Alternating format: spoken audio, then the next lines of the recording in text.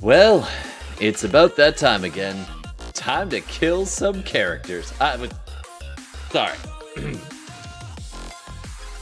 Hey everybody. Welcome. Let me turn that down a little. Hey, my name is Todd, and I'm going to be playing some Dungeons & Dragons with some friends of mine online, and we're inviting you, Internet, to take part. So thank you for joining us live if you can. We play currently on Wednesdays at about 9 o'clock on YouTube and Twitch, so thank you for joining us if you're coming in that way. Thanks, Steve! And don't forget, you can also catch our stuff after the fact. We have all our stuff up on YouTube almost immediately after, and we also do podcasts. So if you like podcasts, you like audio podcasts, I listen to a ton of them at work, not my own, but yeah, we do all the podcast places, Spotify, iTunes, Apple, all the places that, you can't listen to us from certain countries right now. Oh, that got real. No, but anyway, panic attack, down. No, but seriously, wherever you are, I hope you are healthy, happy, and safe. And if you're not, then we're sending you good vibes, and hopefully we can send you some more than that. So take care and join us live as we escape this world and go to a different one. A world in our imagination. Whoa, that's not the button that I wanted. There we go. We're going to meet the players and meet everybody around the table. Ooh, we got an extra player today. I just noticed Tihmily's cat. Ooh, foster kitty. All right. Guest star. Ooh, Mushy. Mushy mustache. That's what I'm going to call it now. And does the kitty have a name? Oh, I should probably put you on stream. There we go. Let's try that again. Does the kitty have a name? Yes, her name is Polly. Fantastic. Yeah. Sorry about that. I apparently have buttons I have to push. So anyway, so I guess we'll just start over here with Tihmily. Oh, other way. And say hi, and thanks for coming back. And who are you playing tonight? I will be Hilda Bonebraid, Dwarf Paladin, who is also a mid-school dropout on the quest for adventure. Every time you say that, I hear, beauty school dropout. I don't know. That's just me showing my age there. Is she like the equivalent of like Doctors Without Borders, but like a D&D? Yeah, that's exactly what it is. Except she dropped Dungeons and Dragons without doctors or borders. Oh no. Well, I think your borders should have doctors. I'm just saying. Every border needs a doctor. Every but our single doctors one. have no borders. Oh, that's true. Yeah, that works. Oh, I actually found a D&D short that I want to do on. We also do shorts. I do shorts from old footage, and I found one that relates to exactly that, Steve, where really weird methods of healing, and it was Carl and Jackie. Check it out on the shorts if you haven't had a chance, because I laughed out loud when I was trying to find it. So much that I woke my sleeping wife, and she was not a fan of me trying to explain it. Now you got me curious. Yeah, it was from our session 0 of this campaign. So Carl's going to think about that. Speaking of Carl, who are you playing tonight? I'm playing Dave. Hey, Dave. Dave Tillman. Dave Tillman. Your resident Tortle. Twilight Cleric. There you go. There for some of your healing needs. And yes, Some of them. Exactly. And So what you're saying is you're the doctor without borders. Without borders, without orders, the same thing. But with a shell. Borders are for losers, man. I'm a wanderer. Yeah, herbal medicine, buddy. That's right. All right. Which is legal here in Canada. I just want to say to all of our Texan listeners, thank you for listening. We will not mail you anything. I'm sorry. All right, because we don't like prison. Let's keep going around the circle. And, oh, that's a confusing shirt. I just saw Star Trek, but in the wrong font. Took you some time, but there it is. Yeah. So, Steve, who are you going to be playing tonight? Well, Gex Techford is still here, still going strong, and as usual, I haven't left my seat for the whole time. Dude, Still got. I feel so sorry for your ass. And that's his like 6th layer of a shirt he has on. I know. Yeah. Well, I mean, I sometimes can roll my chair into other rooms, but that's about it. Yeah. Here, Well, yeah. the beauty of Amazon and pizza orders, right? I'm gonna shamelessly plug something here, though. Ooh. Just I know not a ton of people are gonna watch it, but a friend of mine is an illustrator. Ooh. And did the illustration for this book. And this is a wordless picture book, a wordless like graphic novel.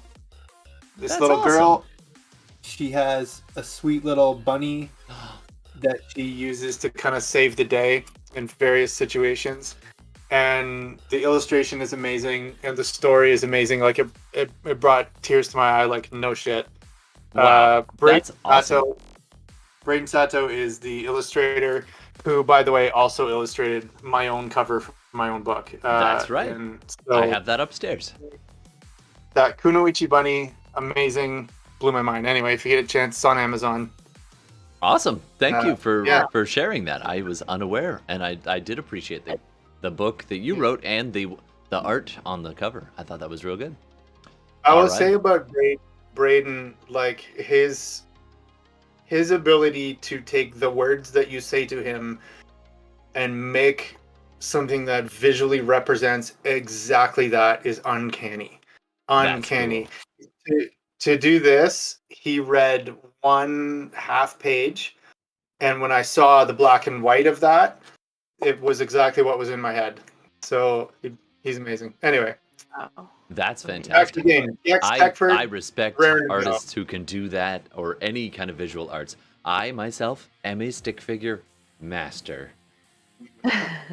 Just saying. And so Respect. And lots Tihmily, of you're an artist too, aren't you?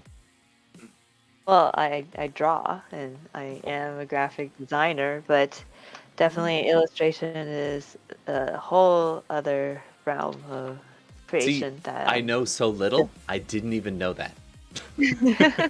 Yeah, I only learned that through the two brothers. But yeah, so respect for both worlds. So Absolutely, all worlds. And Yeah, speaking of for it- worlds, oh sorry, go ahead. well, I was just gonna say if it's a wordless picture book, then I feel like the illustrator had a lot to carry. Yeah, that's fair. That is fair. Speaking of creators, we've got a bunch of creative folks around this table. Gordon, you can also shameless while I figure out what the words are. You take it away. Sure, Gordon. I am playing Rook, who is another rogue, a phantom rogue, in the party, and he is trying to kind of rebuild his life in a way and get a crew going, try to make something of it, and on the way figure out what happened to him, what happened to his friends, and find a way to get them back. Nice. And Nice. and I create board games on the side, and I created Lost Ones, which is a relatively new one that launched this year. Nice. I don't have a cutaway screen for that, unfortunately, but I will get one for next time. And any other stuff you guys want me to promo. Also, I'm happy to take suggestions. And also, if I can figure out the donation side of things and anyone live wants to donate stuff, we can try to make that kind of thing happen, because there are so many worthy causes right now. It would definitely be a drop in the bucket, but hey, a drop is better than nothing. Absolutely.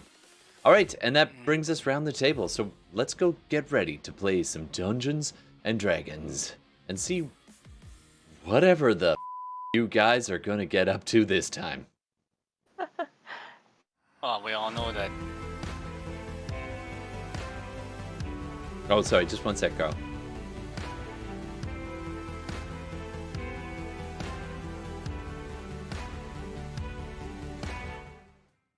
cut to me and stuff.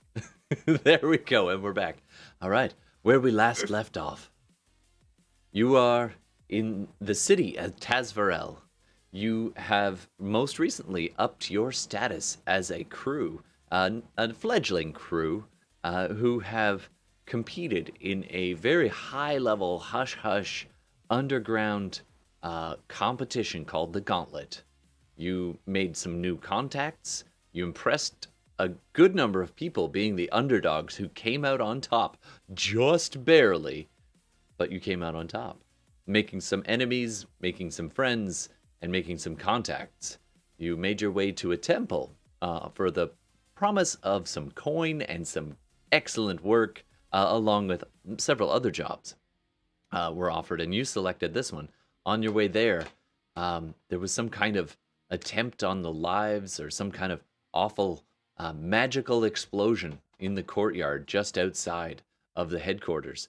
You managed to barely survive, and you have now had a conference with the head of that temple named Calron, an elf who sent you on a mission. He's gotten you to agree to escort a possible message to the Spires. The Spires are the mountainous islands out into the various archipelagos around the main lands that you're kind of on the continent, and you have now agreed to escort a special orb, potentially bearing a message or a means of communication to get to one of the spires. Along the way, you find yourselves puzzling over what to do before your ship leaves. It's reputed to have the word is out that it will be leaving within a week, but you were secretly told you have but a day or two to get your affairs in order before you will be pushing out from the city into the vast oceans around. What is it you want to do? Dun, dun, dun. I think we just all kind of wake up in the hotel, and I finished delving into the items and passed them out as a first step. Oh yeah, you found a bunch of items. It's probably a good idea. I got some bracers. Ooh. Yeah, Rutches, I got a ring, man. It's a wonderful ring. The One Ring? The rule of law. Yeah. Yeah, so we'll have some... And then Hilda got Cape of the Mountebank. Yeah. Oh yes, she wasn't here for that. So No, the she just- person who she- hired you gave you quite a lot of gear if you so choose to take it. Of course, No, not being technically I fools. stole it. Oh yeah, He let me, he but stared at technically we you stole it. as you picked it out of a box and then took the box itself I stole it and he gave no resistance. right out from under him. Into that story. It was impressive.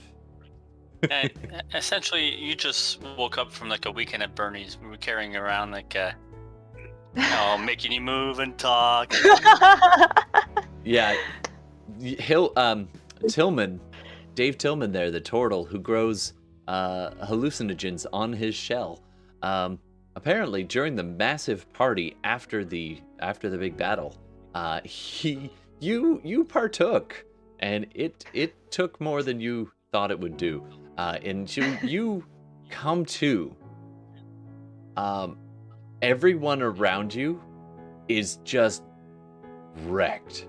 Everyone is just haggard and just limping, dragging their sorry butts down this hill, winding through the town. And you kind of come to, and you're just looking at this little. You open your fist, your mailed fist, and you see a crushed butterfly in your palm. And this is so Hilda's. Suddenly, this bit of remorse washes over you, and it all slowly comes back in little bits and pieces, You're not entirely certain all the details, but you know that this group of very questionable people have just signed you on to go on an adventure. The strange acquaintances. That's right, the strange acquaintances. Right. We're not switching to creepy anytime soon. No. That's good. Give You've it been a kind of level. dragging along, like half dragging, and you kind of come to, and it all comes,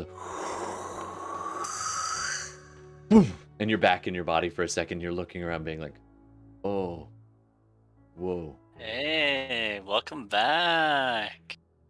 That was a trip. Yeah. None of the drugs I tried in med school did this. You probably didn't reach that level in your studies, I guess. Yeah, Yeah. probably not. I got a prolonged tolerance, man. I just get the right amount. You, I mean, you are growing them, so I assume.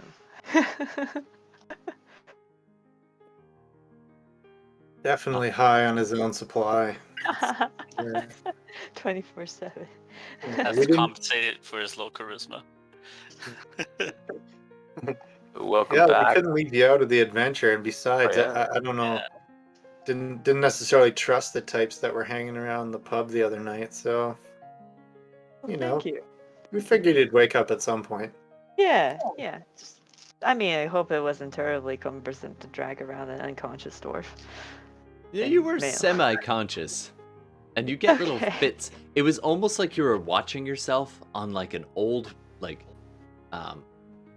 at a very far distance, almost like an old-fashioned little TV that was very staticky over in the corner, and you kept getting distracted, and that's why the butterfly kind of brought you back, because it came out of the TV, and you grabbed it, and there was this flash on the TV that was like, what was that? And then you kind of came back here again. Okay. Now it's all coming back. Yeah. So we're going on a The ship. butterfly effect. Yeah. We've signed up to go on a ship. We're going to deliver an object to an island in the Spines called Verun. We didn't pay a lot of money. 5 large. 5. Large. Nice. Gold. Yes. Gats By can still have a large. lot of armor with that.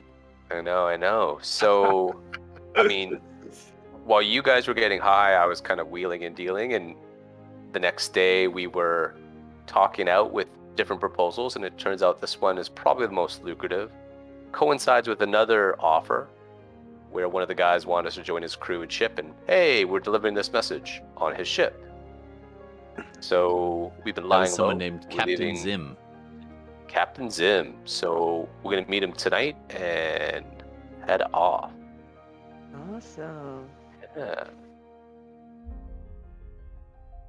Oh, and we went to a church and nearly died, but that's another story. Yeah. You made it through. You made it through. You made it through. You were fine. We got hurt, but we got healed. Mhm. Must be your stealthiness, man. He says as he's wiping blood, like dried blood off of his face, Blood. out of Yeah, his it's like, ears. So we got a little bit of time to kill, but I think the ship leaves tonight. Yeah. Anything else you guys want to do? We divvied up here, and I hand Hilda. It's a Cape of the Montebank. I did a little Oh. research on it, and once a day you can cast a spell called Dimension Door. You can like teleport. Pretty cool. Wow. The Teleportation. other thing about Dimension Door is you get to bring one person of an equal size with you. So like medium or large. So, like, I think you're medium. Next time you find yourself in a pit with like ooze monsters, you can now teleport out. Teleport someone else out with you. Wow. That would have been really handy in the gauntlet. information that would have been helpful to me. I started.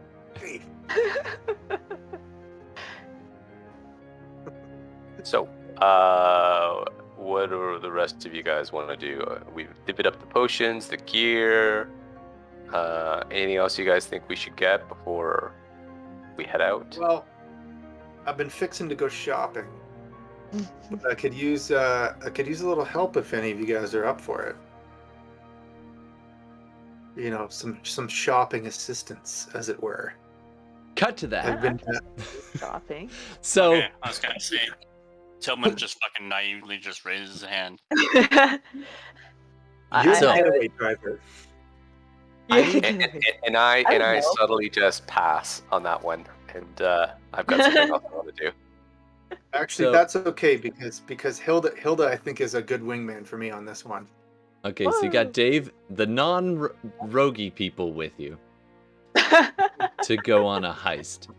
I'm going to need all three of you to do an investigation check to see if you can find a good place to procure items. A place ripe for being shopped at. Nope. I got 20. I got a nat 20. So Natural from 20 and a dirty 20 and a natural 5. one. No, natural 6. Tillman keeps getting lost. Dude, you keep talking to like every ice cream store and like every snack booth. You're like, yeah. However, Gex and Hilda both have a much better time. It takes Gex a little while to kind of like find out, talking to people on the street and just trying to figure out where's the best place to get this kind of gear that you're after. In particular, you're looking for what? Ideally, the most high-end studded leather armor that I can get my hands upon. Oh, yes, you want to go over to old Girax's gear. It's, if you go that way, and then, was it a right? No, it was a left. Shut up, I'm telling him. And so, After a while, you eventually get sent over to Garak. What did I say? Girax's gear. Garax's gear. Sure. Girax's gear. I almost said Gyrax's gear because come on. I got yeah, right. Gygax's gear. Garax's gear. And it's got a big Yeah, what's he- logo. A Garrick. GG. Garrick is he's the tailor on DS9, right? So Oh, nice. that would make sense. So this is Garax's gear, and you come upon it's a fairly squat building. You kind of, by the reputation as you ask around, you were told that it was like the best place to get high-end, sometimes even magical enchanted gear, and it was an eclectic place. And you go over expecting something really, but it's actually a relatively squat, I think 2-story building, in a fairly just on the edge of one of the market districts in town, and you're kind of scoping it out for a while, and I'm gonna get you to roll a perception check there, Gex. Perception. 13 all Okay. told. So Yeah. the montage of you like peeking around the side, watching for like a while. Then you like run around the back and you find the back kind of the laneway, and you're like staring down there, and you're kind of just blending in and just get a good scope around of the place. And you're like, okay, so there's a back lane, there's some windows on the main floor. They all appear to be pretty normal, and you're going through for like a really, really long time, like the best part of the entire afternoon. You're clocking the clientele that comes and go, and then after a while, you're trying to plan your approach. Gex, what is your best play here?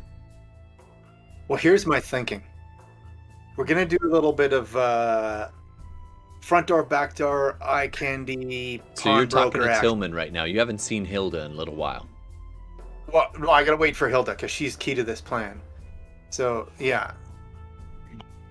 Well, yeah. So we'll kind of talk to Tillman. Okay, I'm gonna use Hilda for part of this, and I got to use you for part of this, and then we'll wait for Hilda to come back. Then I'll lay out the whole plan. All right, so you're waiting a long time, and then after a while, I'll fly Hilda- casual. Hilda, they don't seem to be coming. And I need you to do a either persuasion check or just straight up charisma check for me, or deception. The choice is yours.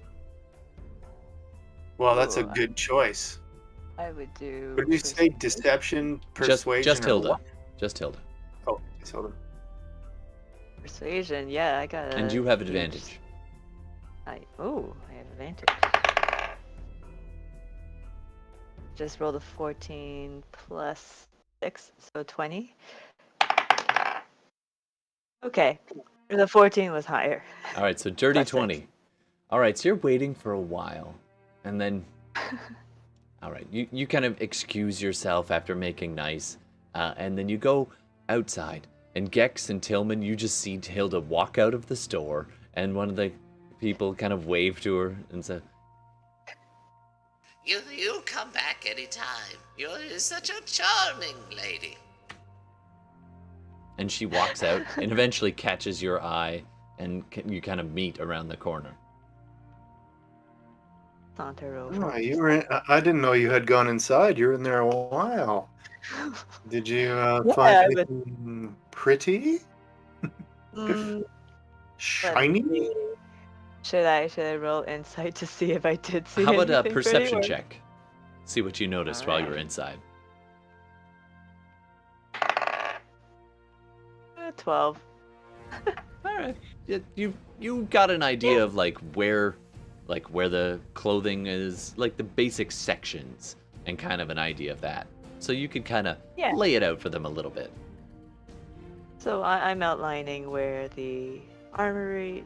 I've seen some pieces of armor, what looks to be the armor section, but I was really focused on like the stationery area because I wanted to write a letter back home. You know, tell my parents, "Hey, still alive, but I'm going on the ship now." That's handy. A little bit of sealing wax, you know. Yeah. Nice. And, They They definitely counterlink- had component level gear there. So fancy paper, 100%. Here's my thinking. All right. My old leather armor here. I'm gonna give this to you. You and Dave come up to the front.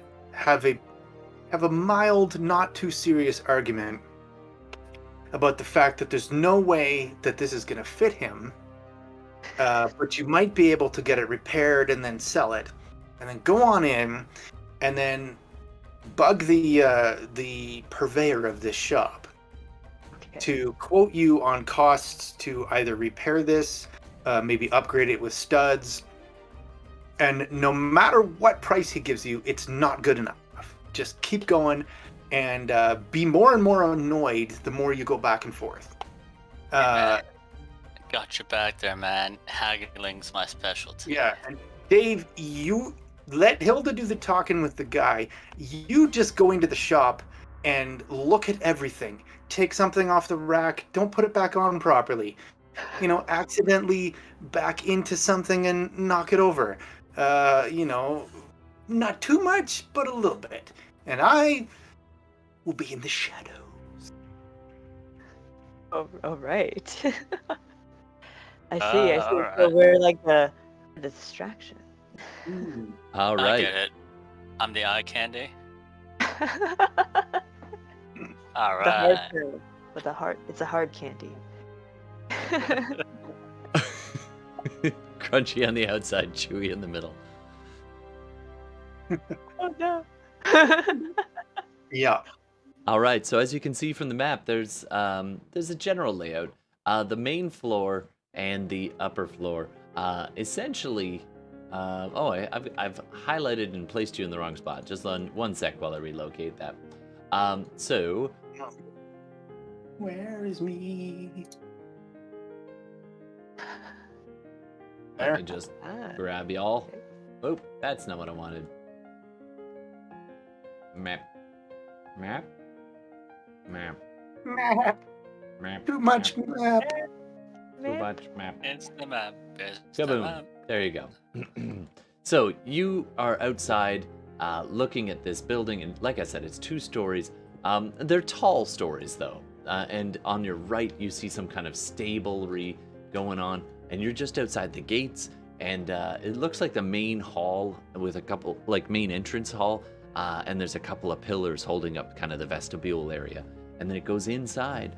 And are you ready to you head on in? Yeah, I'm gonna let them start doing their thing. So is there an alternate entrance that I've discovered here? You did discover that there is a back room, a back Window, entrance. door? And Second there are story? windows as well. So it depends on which way you want to go. The back entrance Is there around. like a balcony with a door on the back? Is that what I see? No, second story. Let's go take a look. See, there is kind of, it's got not towers, but like there is a section where there is a flat roof that looks like it's got some doors around back, just up on the second story, but it's a high second story, so it'd be more like 20 feet up. The whole place is ringed with with a stone wall, and the gates at the front are open. The gates at the back were not. So you gathered this by kind of pulling yourself up over the wall in prior montage. So you could try to enter through the back. There is a main large entrance there. Or there is that low roof, which I'm pinging now. I don't know if you can see that. Ah. So that's the second story low roof right there. And So, now, yeah, okay. We're gonna do it that way. Yeah, all right. So I'm gonna get up on that low roof. go ahead and move your person around to the back end, and we will cross that bridge when you come to it. So there you go. Where me? Okay, I going moved it over down. here. To the Right? bottom. Yeah. Yoink. All right, Okay. Tillman and Or, Hilda. I guess I'm not on the roof yet. I'll be there. Yeah. So Oh, you're heading I'm on holding in, and the Tilda. leather. Sorry, go ahead. I'm holding the leather I armor. necessarily want to go to the spot. Hang on, sorry. I don't necessarily want to go to the second floor because I don't. Do I know? Like, is there a door on the first floor? That. Maybe this is more where I want to go in. There is a door here. there. Yes. Yeah, that's where I want to go in. I don't necessarily need to go onto the second floor. Okay. All right. So Yes, Tillman based and on where the Hilda stairs are are. gonna head in the front. You enter in and you're greeted again. Hilda, you've seen this once before. There's a very nice, probably about 30 feet across, by about 40, 50 feet long, kind of an entry hallway. And it's done up very ornately. Picture kind of, if you've ever been to Casaloma, it's kind of a grand hall entrance. And so it extends up almost full 3 stories because of a peaked roof at this point. And it extends backwards and gets a little narrow. And there's a couple of balconies and railings wrapping around the outside. It's very wonderfully situated. The only thing that's different from this map that you see here is there's a small desk right at this entrance as you walk in. And there's this older man sitting there. He's busy polishing something. He's got a monocle over his one eye. Kind of a human, but shorter, almost dwarf height, and completely bald head, and this pretty long, wispy sideburns that kind of come off, and he's got the chin bear cut and a bit of a mustache overlap. He's, Hello, you're back so soon. Oh, is this your friend? Oh, yeah. This is the one that I was waiting for while I was perusing your stationery. Ah, We have an issue, unfortunately. Oh, Tell him. Oh, actually, see You this want me to leather tell him? armor. Don't tell him. But no, as don't you can tell me. see, you as you can see, are a big man, and the armor it might fit. Have you tried it? No, man. I didn't want to wreck it. Ah, but well, I'm saying that it probably definitely doesn't fit if you just look at it. no, it's true. This is true. Now that looks to be fairly standard. A good like a leather worker, would be able to furnish you with leather armor. We don't really. I mean, we have certain things, but it's probably better you go to a tanner or a leather worker. Unless you're looking for something a bit more, specialized. Well, we were hoping to get some additional attachments to this armor along with the alteration. Oh, a custom enchantment, perhaps?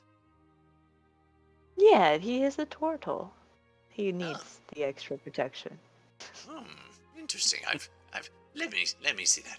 And he starts to look it over and kind of hum and haw, and he comes scurrying out from behind his desk, and he kind of goes around Tillman, and he's muttering these various numbers and sizes, and kind of gently lifts one of your arms and kind of chuckles as it kind of instinctively pulls back a bit inside the shell. He's like, ooh. Well, we'll have to account for the extra maneuverability.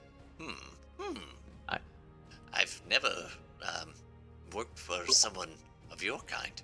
Welcome. Of your kind. I've met Don't worry, torches, man. but I've never furnished them with armor before. I'm Well, this a is a new challenge. progressive turtle. A progressive turn. Well, one must Beyond be the ninja. properly dressed. So, I will do my best. There are enchantments that could possibly work for this. And he gives you both a look. I'm going to need you to both roll a deception check. Oh. Or Oh. persuasion, but the DCs are not the same. Holy shit.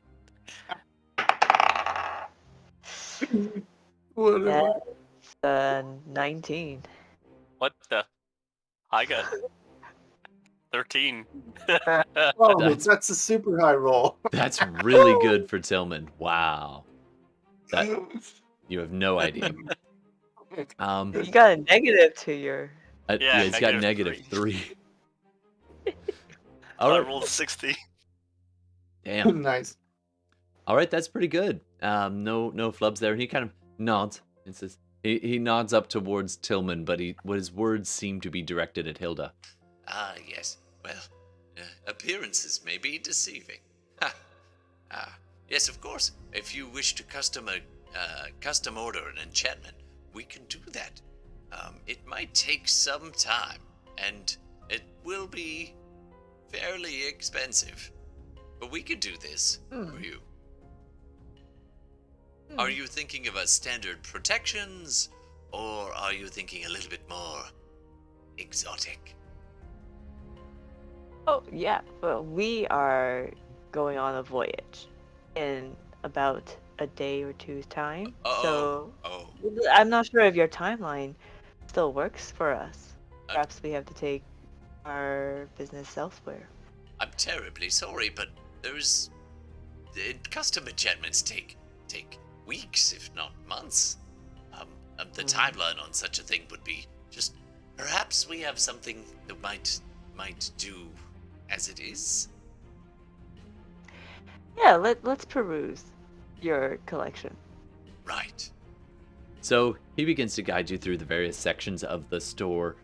It's laid out almost like a cottage business. So in different rooms, kind of feature different things.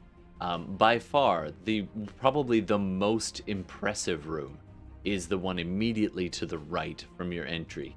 It's a grand hall with a series of 8 chairs, massive wingback chairs around this constantly raging fireplace. It's odd because it's dark in this room, and the curtains are drawn, but and the fire is warm. But as you get closer, it's not as hot as you would expect it to be, and you realize that and the candles burning above are these flickering continuous flame fires rather than something that's actually.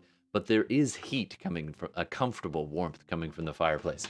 Around the room is sets of armor and works of art and special shelves and little lantern lights seems to be placed in just the right spot to cast attention to certain items on different bookshelves and different display cases. As you walk around, you get the experience of just being like the money that is on display in this room is probably more than you have ever even imagined. And the old man just kind of casually walks you through it as though he's just. So if you're looking for some, Are you looking for something in particular? Probably something that can maybe help propel Dave back onto his feet should he ever be flat on his back. Interesting. Oh, let me see. A jump, perhaps? Oh, yes. I think I might have some footwear for such a thing. and so he takes you out of this main chamber, this large hall, back up and kind of back towards this one room just at the rear of the main floor, and takes you in there. And you can see on the walls various equipment and clothing, but you can also see a pair of boots. And there's a couple of benches and chairs that you can kind of sit on, or even a carpet you can sit on. And it's a good place for trying on these kinds of clothing. Now, not everything here is magical, but so a lot of it is just really nice, kind of nice quality work. It would be considered fine clothing.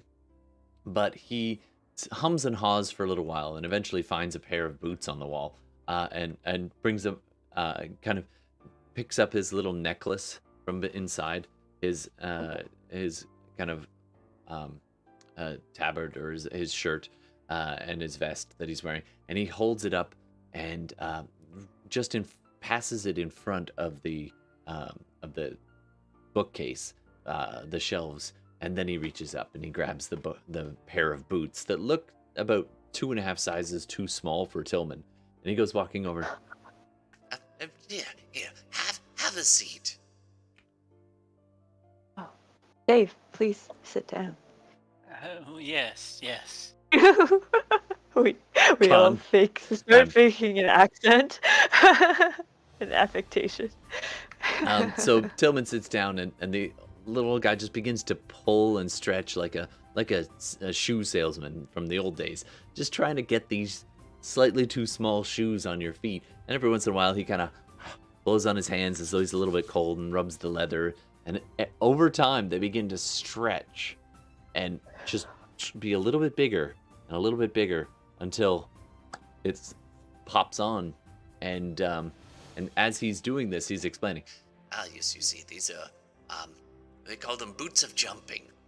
So if you're interested, we could get you a pair of these that might be able to allow you to leap back up to your feet, if you wish. Oh, wow. Tillman, can you jump in them? On one foot?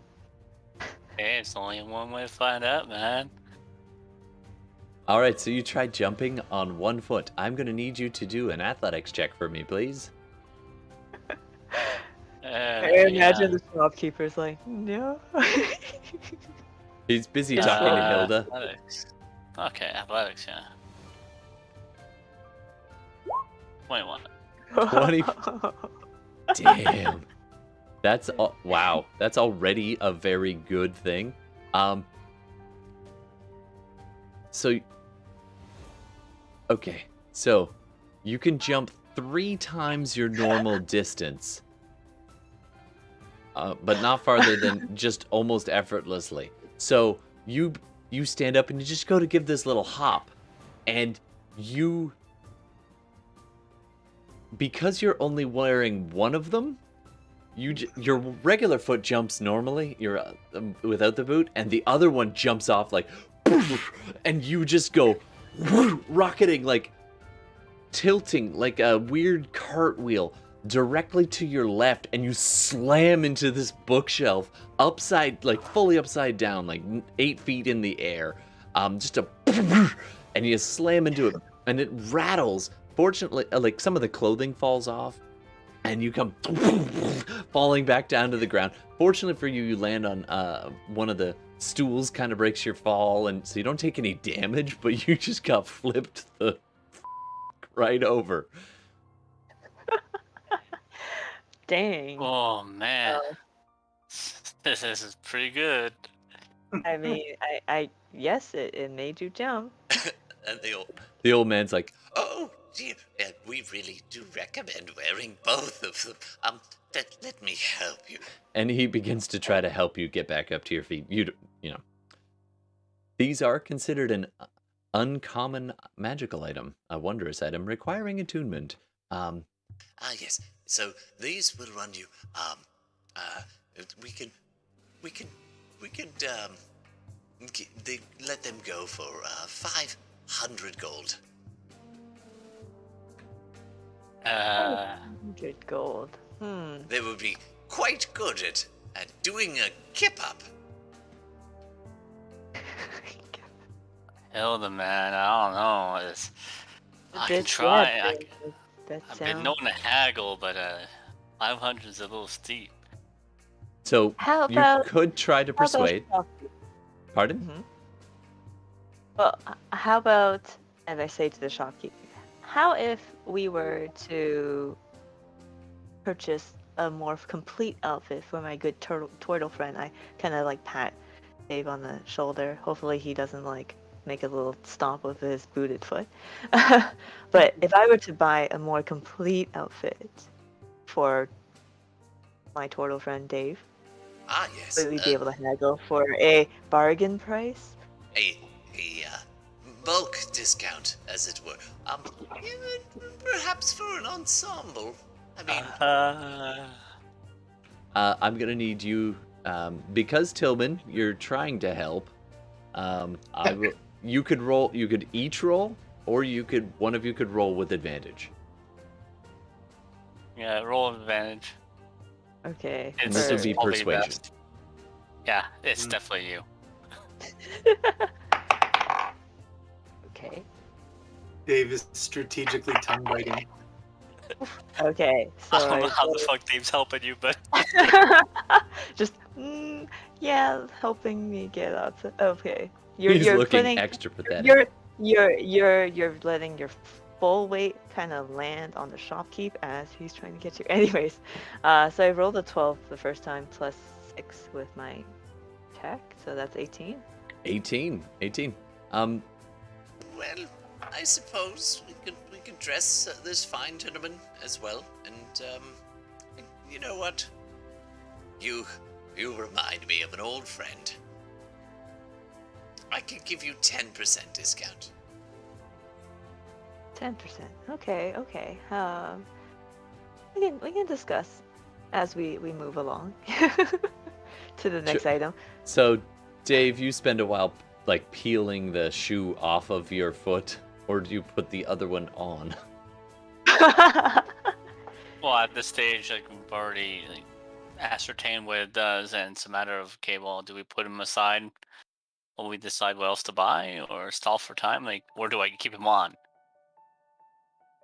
That's up to you. While you're deciding that, I'm going to jump over to Gex. All right, so Gex, you are around back, and you're eyeballing this situation. There's several windows wrapping around. You vaguely, at one point, spot Hilda and Tillman, kind of the shape of them through one of the curtained windows right around here as they're heading down the hall and take a right away from you. So you have a vague idea of where they are.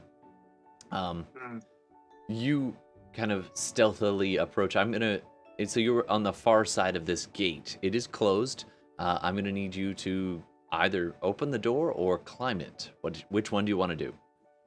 Well, before I do that, like, do I know where, like, if I, in my scouting, looking through the windows and whatnot, do I know where I think I'm going to want to go looking for the armor I may desire?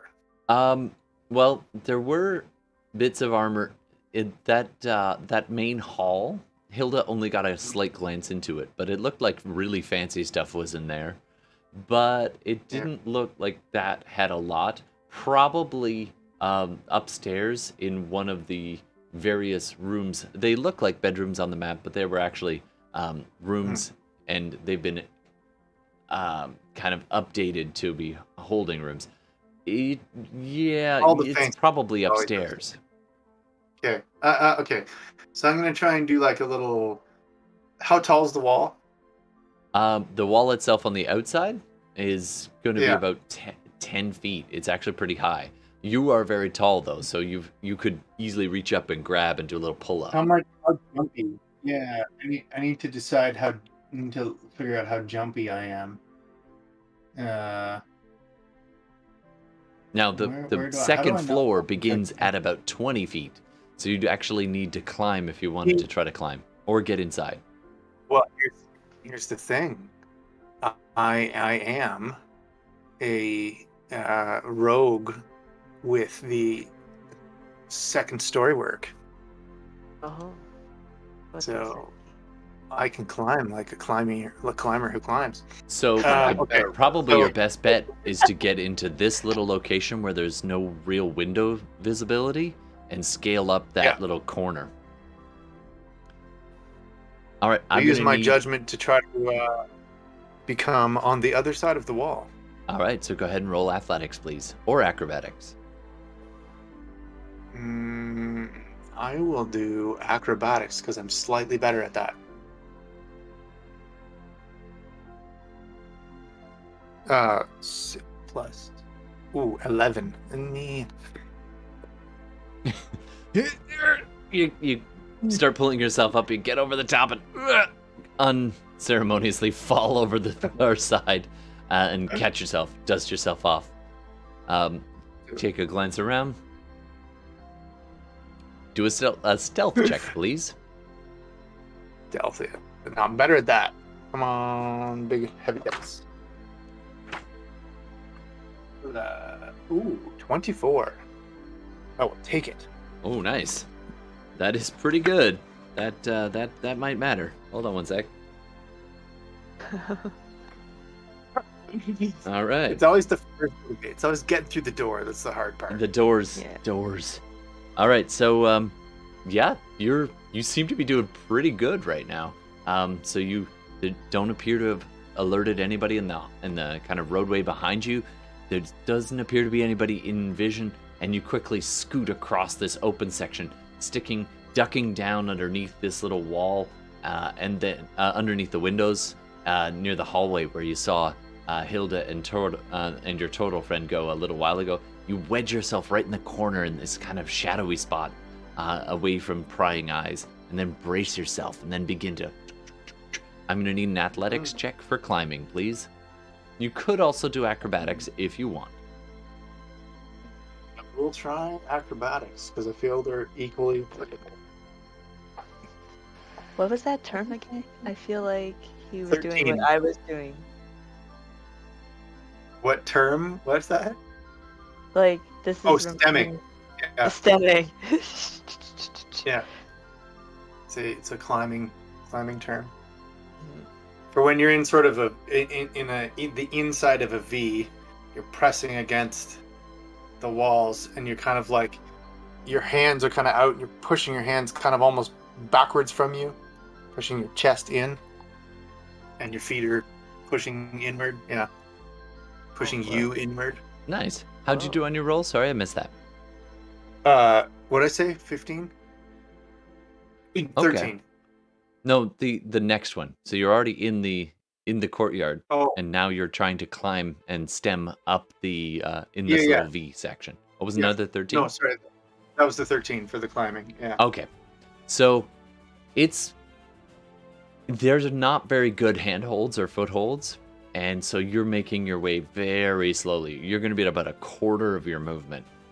You're bracing yourself. It's just very difficult to find good handholds. You are making progress, but it's going to take you some time as you begin to try to make your way up onto that stone balcony that you can see about 20 feet up. Climbing does not cost me movement, and I could actually my movement's 30 plus 3 for climbing, so All right. order of that is whatever that is.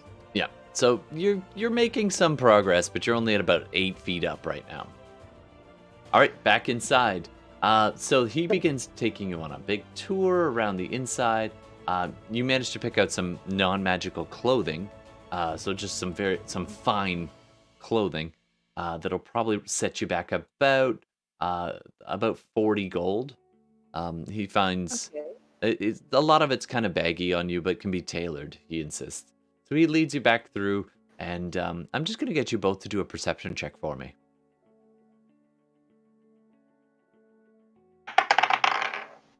Oof. That was only a 10. Plus 1. 11. 12 for me. All right, so you're both Hey, not... let's I'm see beating you in your how rolls. You're not noticing all that much, except some of the art in here is very rather interesting. So he leads you through this back section in the main floor.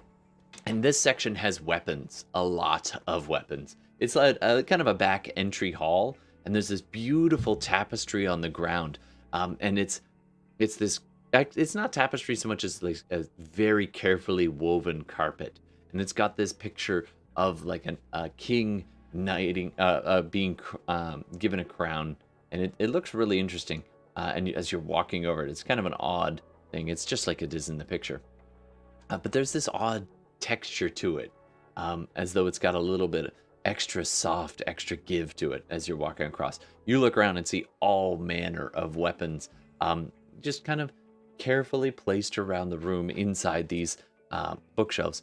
Or not bookshelves, but like display cases all around the room, and you see a back door there, and it's got this little kind of burgundy velvet rope across the back door, and this little sign that says "No exit."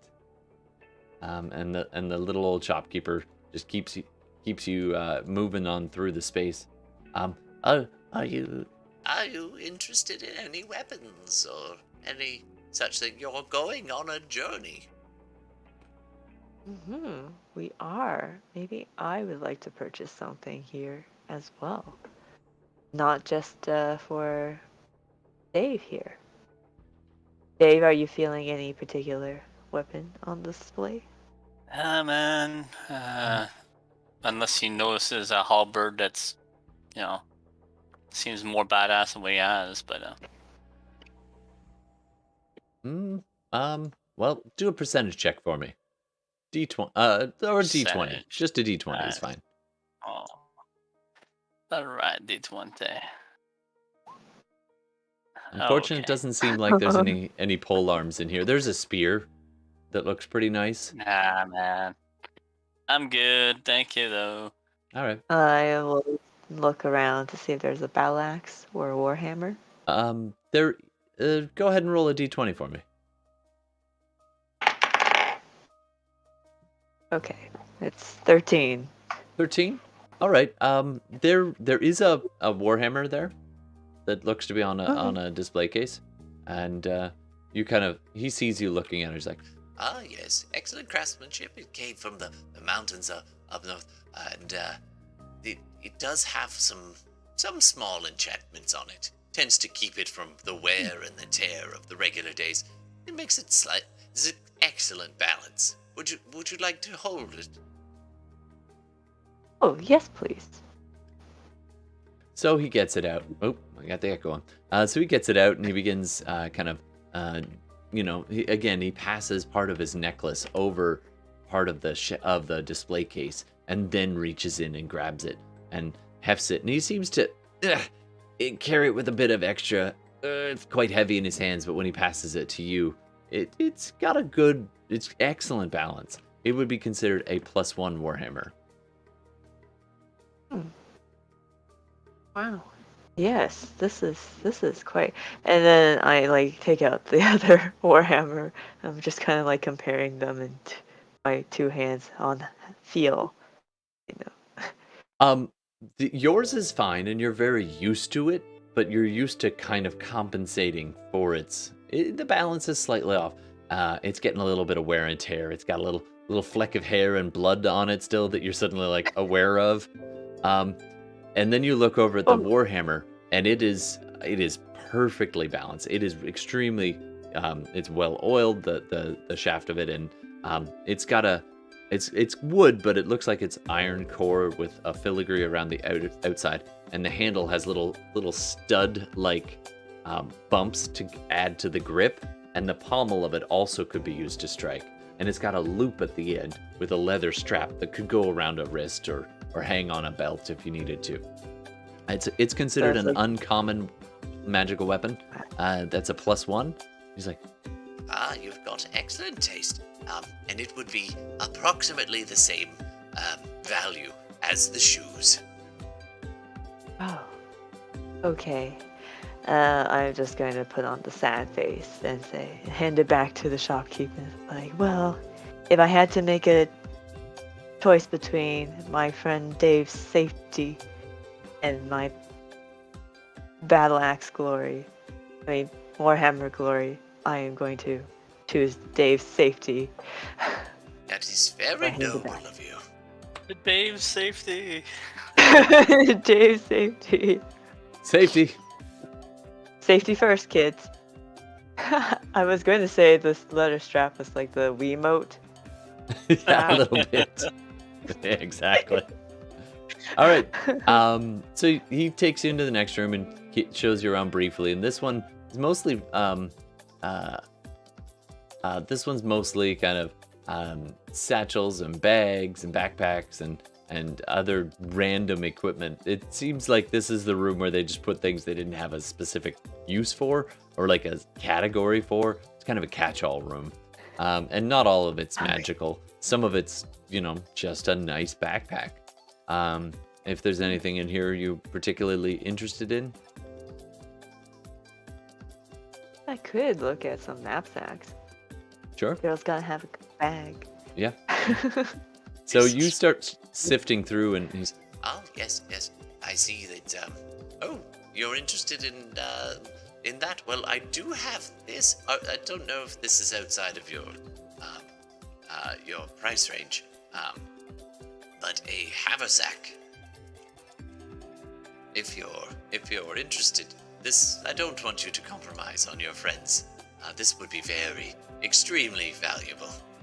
Probably, and please take no offense, beyond your, means. and he takes the bag that was in your hand. It's like watching Gucci go away. You're just like, God. For Dave. And you look bitterly over at your Tortle friend. Hey man, I have money. I just don't have that money, man. Yes, well, that is likely approaching 5,000 gold pieces or equivalent. Well, and then, And he Does puts the it shop- back on a shelf and waves his little thing over. He's like, I don't know why that was out. oh, I see. Is something perhaps a little bit more in your price range? Well, here. and he brings out, it looks like a shoulder bag. It's kind of got ornate stitching. It's a nice bag. It's like a satchel, kind of almost messenger bag, but a little bit smaller. And he kind of opens it up and he kind of grabs another backpack that just kind of looks a little rougher on the standard backpack. And he opens the little satchel and just places the extremely large backpack inside the small satchel. And there's a moment of resistance as he pushes, and then it goes, and it disappears into the bag with no apparent adding of weight or bulk to it. And he closes it up. What? Oh. So, it'll definitely fit all of this stuff in here, and then I sort of upturn my knapsack. Just right in the floor. Yeah, onto the Oh, floor. my. Yes. And like, if you've ever seen a large woman's purse get dumped, this is like extra. And it's just like that and the cookware, for on the road. Bing goes the pot, rattling on the floor, and he's like, "Oh yes." And the old man kind of chuckles a little bit. He's like, Yes. I see that, many people come looking for these. They're one of our best items. They are also in the 500 range. This is what they call a bag of holding. Wow. A bag of holding. The- Okay, can we Very can we useful see item. how much it can hold? Pardon? Can we I see how also, much more we can? Well, it, here's the thing. It is about 500 as well. So if this is your budget, you couldn't get both. That's right. Oh, And I start babe, putting my stuff very slowly back into my knapsack. But a lot of it's scattered across now the you room. guys did get prize money from the fight. So I think you split 1,000 gold 4 ways. 250 each. Yeah. Oh, until yes, we could only afford just one of these 500 gold items. Your All right. Cape of the Mountebank is very expensive, by the way. Yep, But that is a no, very I pricey like thing. I like to vanish and reappear places. I mean, I don't know if I do, but I feel like I would like that capacity. Meanwhile, Gex, you've been climbing for what feels like days. You get almost to the lip and then and you drag back down. You catch yourself. I'm gonna need you to do another either acrobatics or a climbing check. Not Dave. Deck. Did I say Gave? I meant Gex. Gave. Yeah. Gave. Okay. Oh, this one's better. That's our duo name. 21 this time. Nice. All right, so that gets you solidly up over the wall, up the wall and onto this small balcony. You kind of pry your way into the corner and take a quick look around. You can see up here, there's some ornate kind of stonework and statues, and you can see the back of kind of it almost looks like a chimney just immediately behind you. And then there's 2 doors off the balcony with quite a lot of glass in them. Very ornate. One appears to go into some kind of study, and the other appears to go into a hallway. And this balcony is probably about 25. It's pretty sizable. 25 feet square, more or less. And it's got like crenellated edge that you just kind of slipped your way up and through. And a statue kind of looking out over the rest of the courtyard. So if I peer through the glass door, is there anybody in this study that I see? If I carefully... You go padding across. I'm going to need you to do a perception check, please. Perceive away. Perception. What's my perception? Oh, 11. It looks like a study. It looks like some papers scattered on the desk. There may be a kind of a changing area, and there's an ornate set of armor on an armor stand. It looks like in between 2 bookshelves on the far side. And the door appears to be closed and leading off into the rest of the house.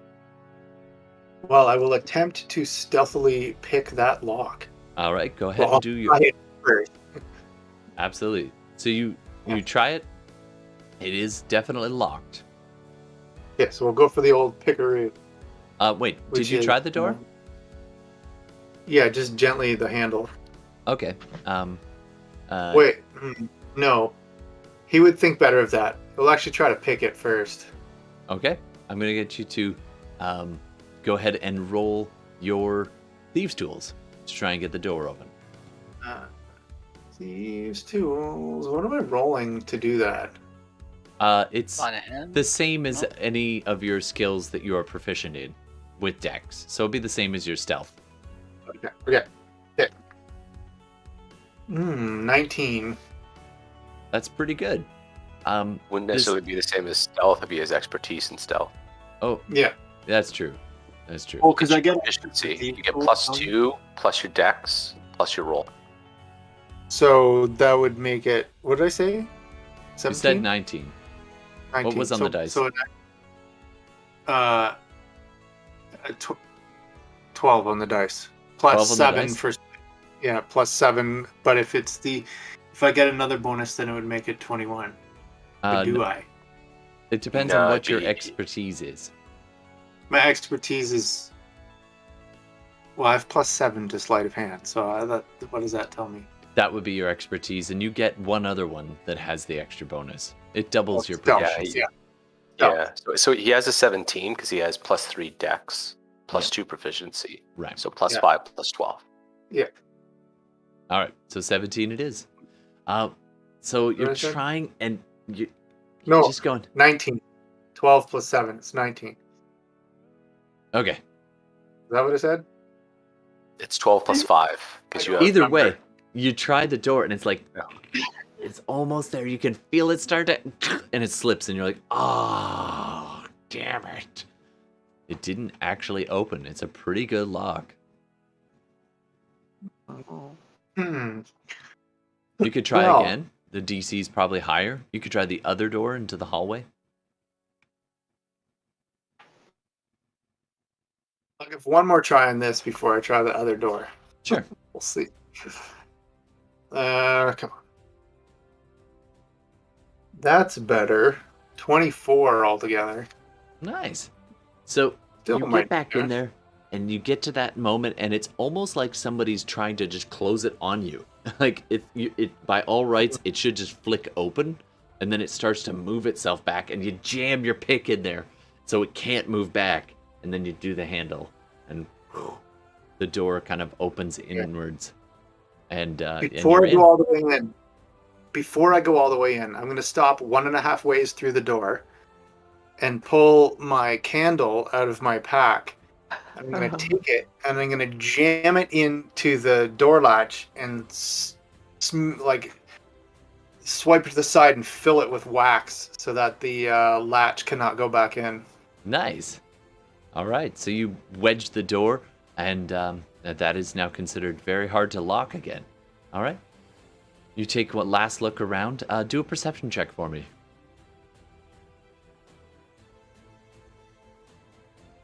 Twelve.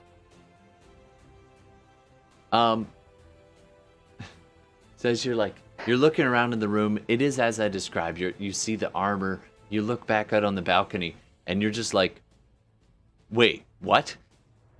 This statue that you had just walked right past, it's now standing on a different crenellation.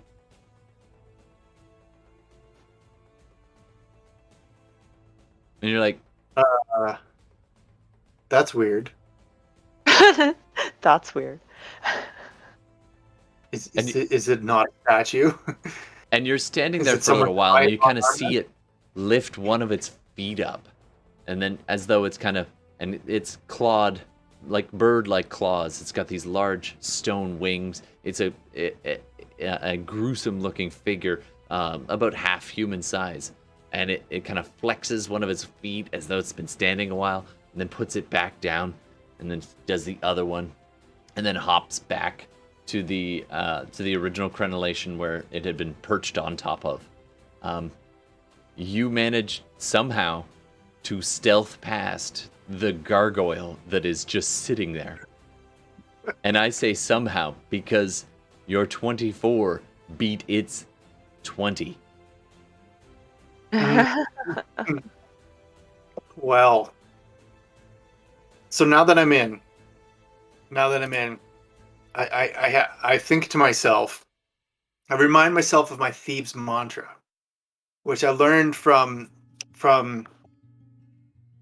thieves mantra. Whenever this is my own personal sort of code of thievery when I'm breaking into somewhere, and I can quote it.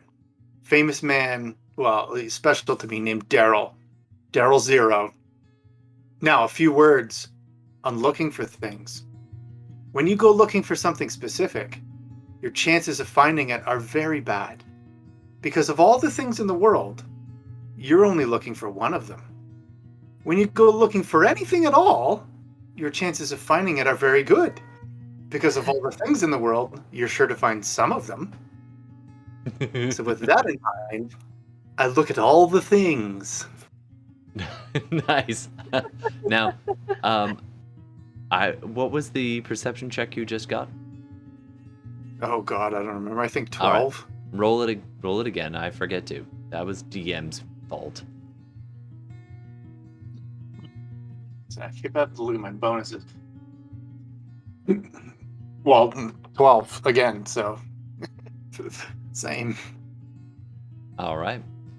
Really wants you to not notice much stuff. So you go looking around, you see papers, you see several different scroll cases, you see this piece of art on the wall that has this golden trim around it and this beautiful, beautiful, it looks incredibly detailed of the oceans, and you can see it's a map of this whole area, including some of the oceans and some of the different spires, and just kind of the general area. You also see a golden globe of this.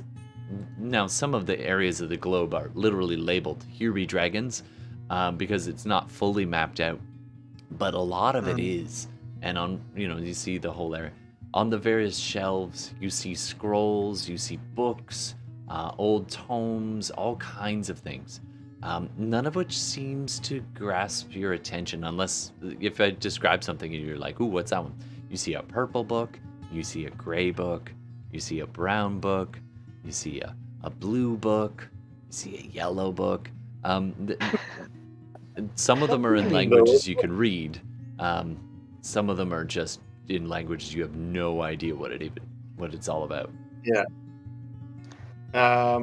Okay, is there a door to another room? There's a door directly north of where you are. Yeah, I'll go carefully check that direction. Sure. See just if one sec. there is. I'll listen at it, of course, Sure.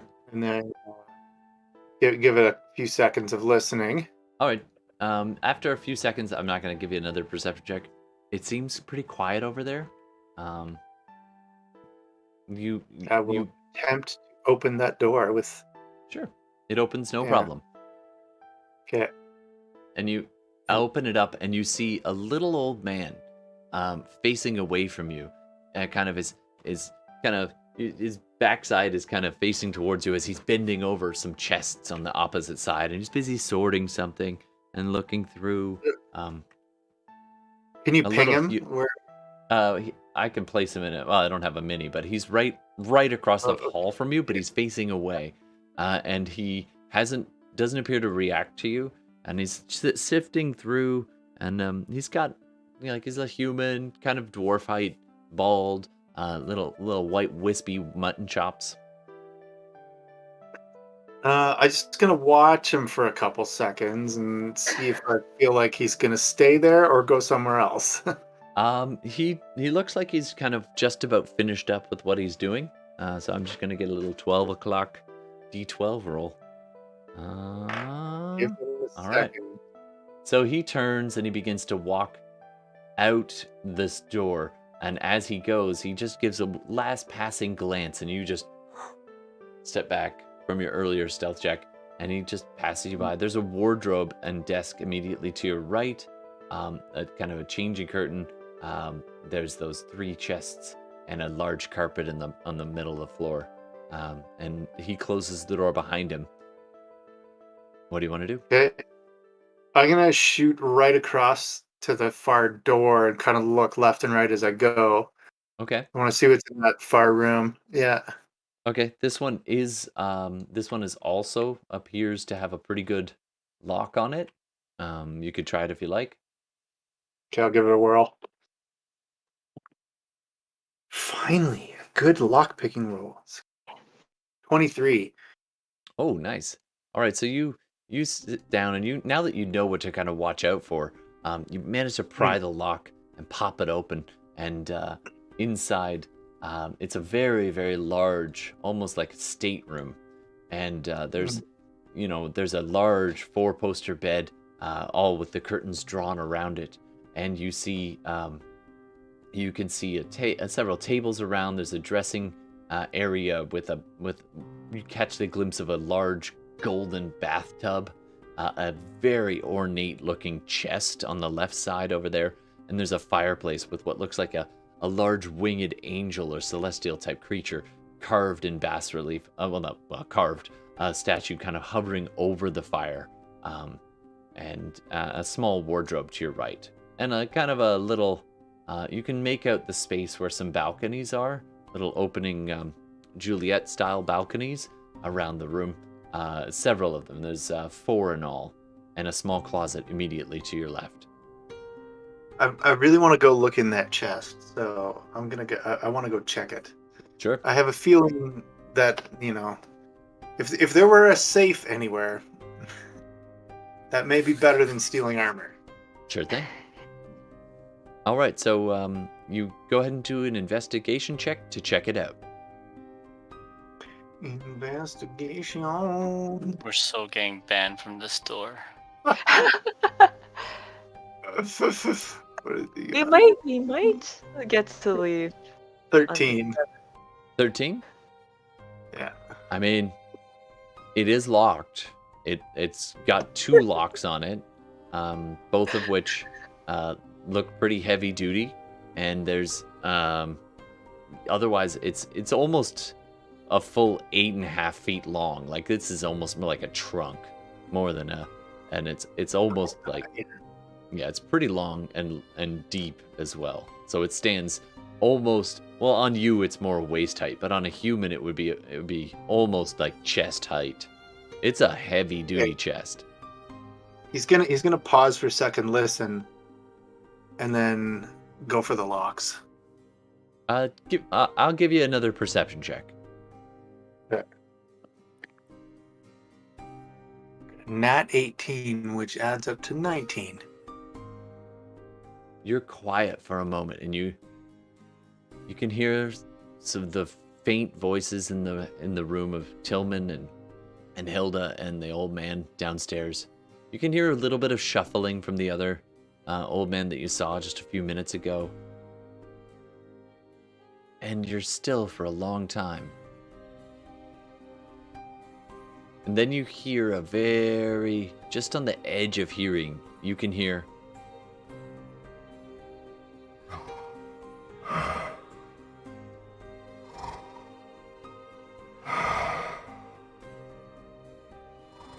inside the chest.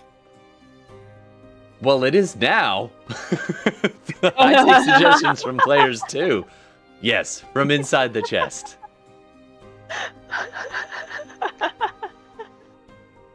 I can't wait to see where this goes. I know. Curiosity killed the giant. Goliath. Yeah. Well, now I'm just like, well, do I pick the lock and steal the armor off whatever's lying inside this chest? It's up to you. No. We're nowhere close to him, are we? No, you're below me. Right about now, Hilda and Tillman are making their way up the stairs. Just, on your tour of this place. Actually, you probably don't have a reason to go upstairs unless you want, like, you're kind of tapped out of money, and the old man kind of picks up on that. So he's like, well, you can get 1. He's gathered that much, if you want to pool your funds. And I don't need the boots, man. You can go for your thing. Go for your thing, man. No. I think, from judging by what I saw at the gauntlet, I think the boots It are. only happened once, man. It doesn't happen often. I mean, this Hey, old I bag ins- still holds everything. I You picked insist, it up. man. I insist. Just go for No, it, man. no, Don't worry about it. Your boots. And the old So man's just like, you're arguing back and forth about which items you might purchase, and I'm not sure if you're actually going to try to make a purchase. Neither's the old man who's the shopkeeper with you. So. All right, man. We'll go for the boots. I'll give you 250, half at least. You say that to the old guy? No, to Hilda, because if we're gonna buy either item, like I You only kinda have have to pool up, 296. yeah. So I got 296. I got 250 on me. Are we discussing this like within earshot of the shopkeep? Or Go ahead and make a stealth check if you want to keep it quiet. Okay. This is gonna be painful. 13. Oh, that's all right, dear. You do have a very nice cloak. Look at that. That's fine workmanship. Oh, thank you. You know, Where I just did you got ever get such an item? I believe this is from Mountebank. Mountebank? Oh, yes. Count and Mountebank. Made several of them. But specifically, where did you come across such an item? Honestly, it was all a blur to me, good sir. That's true. That is true. All right. So while you're discussing and figuring that out, back at the other room, you're standing in the opulent bedroom. So, Gex, what do you want to do? There's other rooms to check. There's other chests in the other room. It's up to you, right? I'm just gonna figuratively put a pin in the breathing trunk and the gimp trunk, and go down the hall, get out past, and I'll kind of like listen for the hall, and then All right. gonna go this way, over here. Yeah, Sure. listen at that door. All right. You go listening at that door. Do a perception check for me. Perceive. 17. All right. You kind of managed. There is actually windows in this hall, in this door a little bit as well, so you can kind of peek out a couple of panels. It's the kind of the top landing of this beautiful hall, and you can just make out that your friends are down at the bottom of the stairs, kind of talking close to the front desk. Across the way, in this room, the room just ahead and to the left. So there's a room immediately to the left of the one you're in, down a little and to the left. But the second room on the left, you can see the old man who's looks very, very similar to the one down below, but he's got an ever so slightly different facial hair. So he's got like a chin tuft instead of the mutton chops on a closer inspection. And he is just entering into this room. It appears to be tidying up and going around and taking stock and moving things around a little bit. It appears like there may be one other customer somewhere up here, because you can just make out him talking to someone. Oh, yes. I found this. You might be interested in. And so he's talking to somebody in this room down here. Yeah. So I'm gonna kind of shoot for like this room here. Kind of check that door. Now you're kind of leaving cover to get across the hall. So I'm gonna have to get you to do another stealth check. Be stealthy, Gex. Stealth. 21. Thank you for my bonuses. Nice. All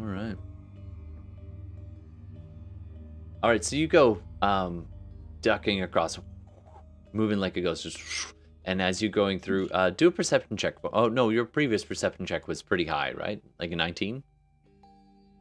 Yeah. So as you're scooting down the hall, you kind of stay to the left side, almost to the back wall where you are there, just to avoid being spotted from below where you know there's somebody. And you can you stay just below the sightlines, but you're very close to that door, which also leads back out onto the balcony. And as you scoot by, just by happenstance, you happen to lock eyes. You glance out as you duck through, and you lock eyes with that gargoyle on the balcony. Just and it's just like a little and you clearly know that he looked right at you. Lovely. It's beautiful. And do you stick around and see what he does with that, or are you just gonna keep on going? No, nothing to see here. Nothing to see here. If it is Do a in your deception region- check for me. deceive away. And I'm going to say disadvantage, because trying to deceive and be super sneaky at the same time, you're trying to look casual, but be silent and super fast, so... Well, so the lower is 11. All right. So you're like... Just I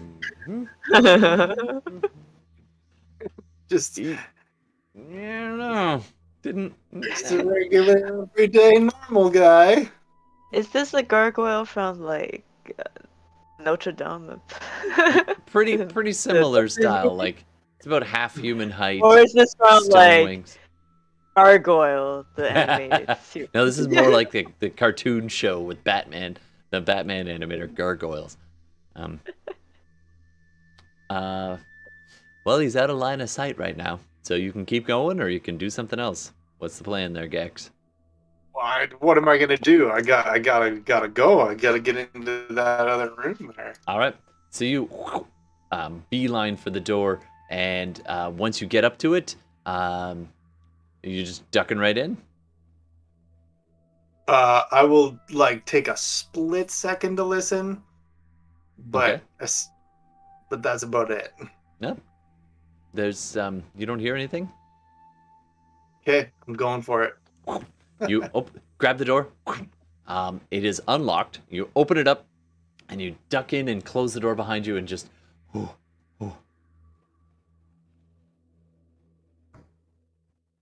Yeah.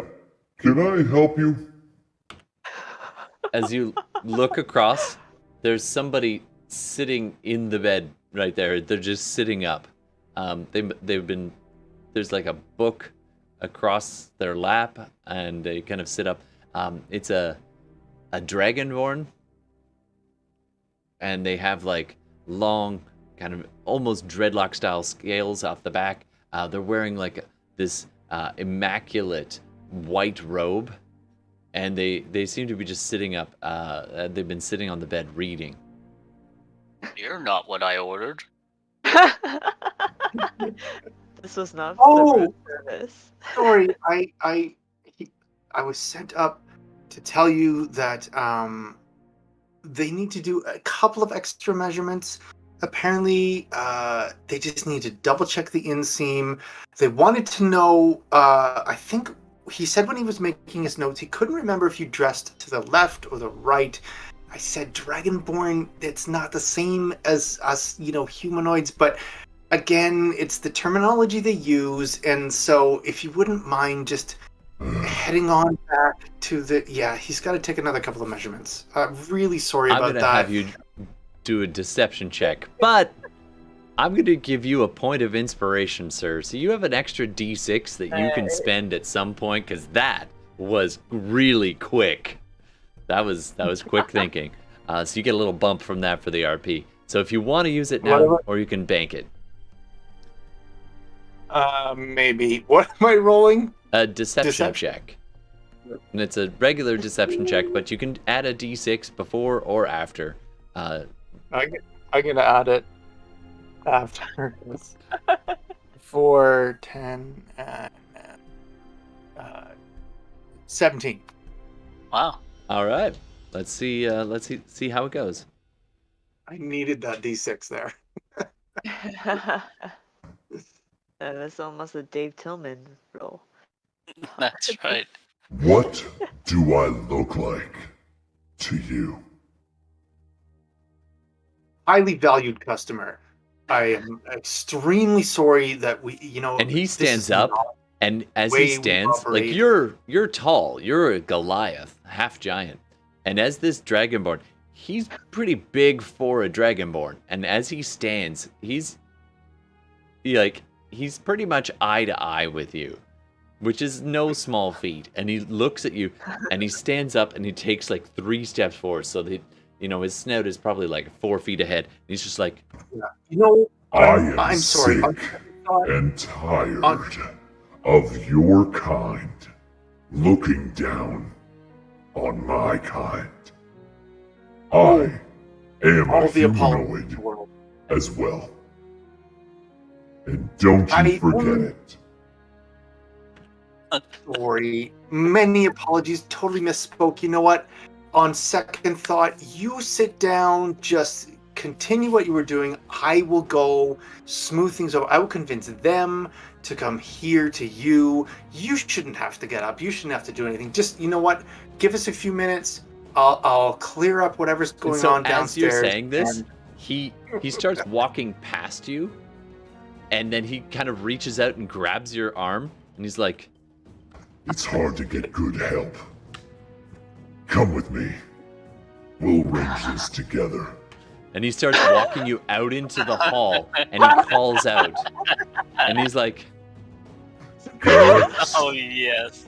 Garrix. and down in the hallway near Tillman and Hilda, Tillman and Tillman. Hilda, what? And Tilda. I'm so confused. So down in the hall, you hear this booming voice from above calling out, and the little old man's like, if you'll excuse me, don't go anywhere. Of course, you don't want to do that. But you just leave these here on the counter. I'll be right back. and he goes kind of up the stairs and onto the vestibule, or the landing at the top, where you can now just make out the top head of do a perception check, either Hilda or Tillman. By the way, Rook, if you change your mind, you want to catch up with them at any point, feel free. You want to do it, Dave? Bro? Yeah, man. Okay. Rook is actually trying to do something else. All right, 23. But, Wow, yeah, natural 19. Good job. So, Tillman, you kind of look up, and at first, from this angle, you can just make out the head of the Dragonborn. You can't even see the human, and you stretch your neck up extra tall, because you can. And you just kind of go to your full height, which is almost a full foot taller than your normal slouchy walking your Dang, way through. turtleneck. Yeah, exactly. And so you poke your head up higher, and now you can see just the top of the little old man as he's looking up at this Dragonborn, and you can see Gex beside this Dragonborn who's bodily dragged him into the hall. Dave just waves. Hey, man. All right. Gexton is playing this part of the plan, so. Hey. When Now, Tillman part of the- starts waving, Hilda, you kind of gather what's going on up there too. Ooh, putting the pieces 2 and 2 together. Is this the kind of riffraff that you employ here? It's my first day. Oh, I didn't know. Oh wow! Your pardon? I don't. They think said that's the Carmen brothers armorer report around lunchtime. This would be my first day. It was all arranged by some guy named Fredericks. You don't remember? I had an interview. We had lunch. You had a I'm gonna bottle say of wine. disadvantage deception check. Go for it. Give it a try. You can always try. Oh, the higher one was a 19. This it's 10. What? I am terribly sorry. I'm terribly sorry, Vera. I'm so confused. Listen, can I don't mean to interrupt, but I think listen. you need to Okay. be quiet, sir. And your lips, he What- goes like this, and your lips just go. You can do a Constitution saving throw if you like. Sure. 12? Fail. It's like somebody has stitched your lips together, but without the pain. As you're like. I'm Kid- I'm sick and tired of being treated this way by you in this city. It's no wonder my people only come here when they must.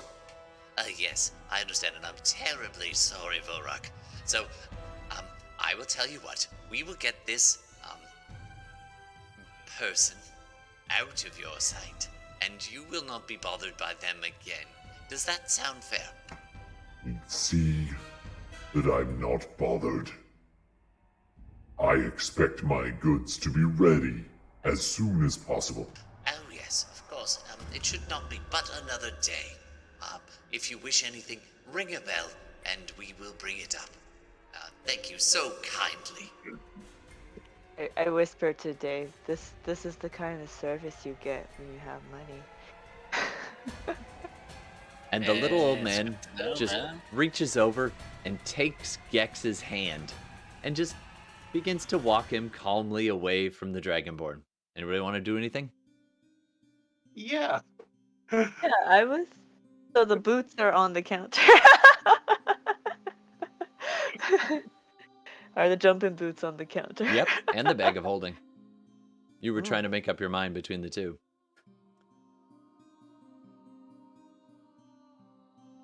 Well, how much wiggling does it take to get Dave back into those boots right now?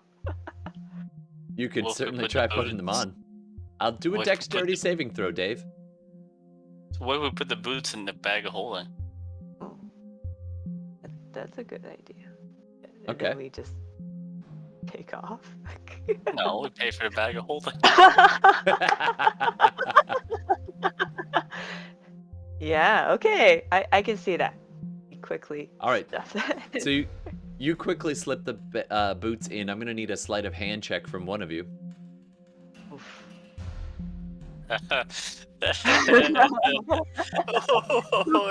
When the Who has a cleric better and the dexterity? paladin go to rob the magic store.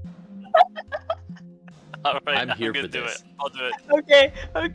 I got -1. And the other No, rogue no, is no. like elsewhere. All right, you want to do it? I mean, I guess my deception is. A sleight I of think hand. this was going to be And so my involved. sleight of hand is at least a -1. Oh, it's a 9. So you just So go you to wanna see what I quickly got. do it, and you Quickly. oh So I'll- it's good that no, you no. did your 9. no you rolled it, so it lands, my good girl. So you see her like fumbling with the bag, trying to stuff it in, and you're like, I'm gonna help, and you reach out to help, and you lean on this kind of narrow little desk thing, and you knock over like a little quill goes ting ting ting ting on the ground, this golden quill, and then you're trying to help her like undo the latch and stuff the thing in quickly, and your elbow hits an ink pot and it spills on the table, and the whole thing rocks back and forth, and you pause for a second, and then the quill goes up into the air next to you, kind of shakes itself off like flicking little bits of ink all around, and it kind of plunks itself down on this paper, and it writes in common tongue on this kind of page on the desk that you're kind of leaning on, and then it says in script, it says watch it. Oh, we're sorry, Mr. Penn. Mrs. Penn? Just pen. Just quill. Just Quill. Okay. We're sorry, Quill. It seems kind of irritated as it flutters about, and it goes hovering around the ink pot that's lying on its side, and it kind of points down at the ink pot, and then points I aggravatedly I at write Tillman, it. and then points at the ink pot that it was used to be sitting in. I write the ink pot. It flutters over to your face, and you see the top of the feather just give it ever so slight nod towards you, Hilda, and then back into the ink pot, and as it settles itself in. Your featheriness. All right. Right about now, all thoughts of managing to get the boots in the bag of holding, all of that are quickly dispelled as Gex is led bodily down the stairs by this old man who's super tenderly holding his hand as he walks down, and Gex is just like, Gex, what do you want to do? I suppose I can't swipe anything on the way out as he escorts me out. I'll tell you what. You could do the old fumble bump and see what you get, if you like. Okay.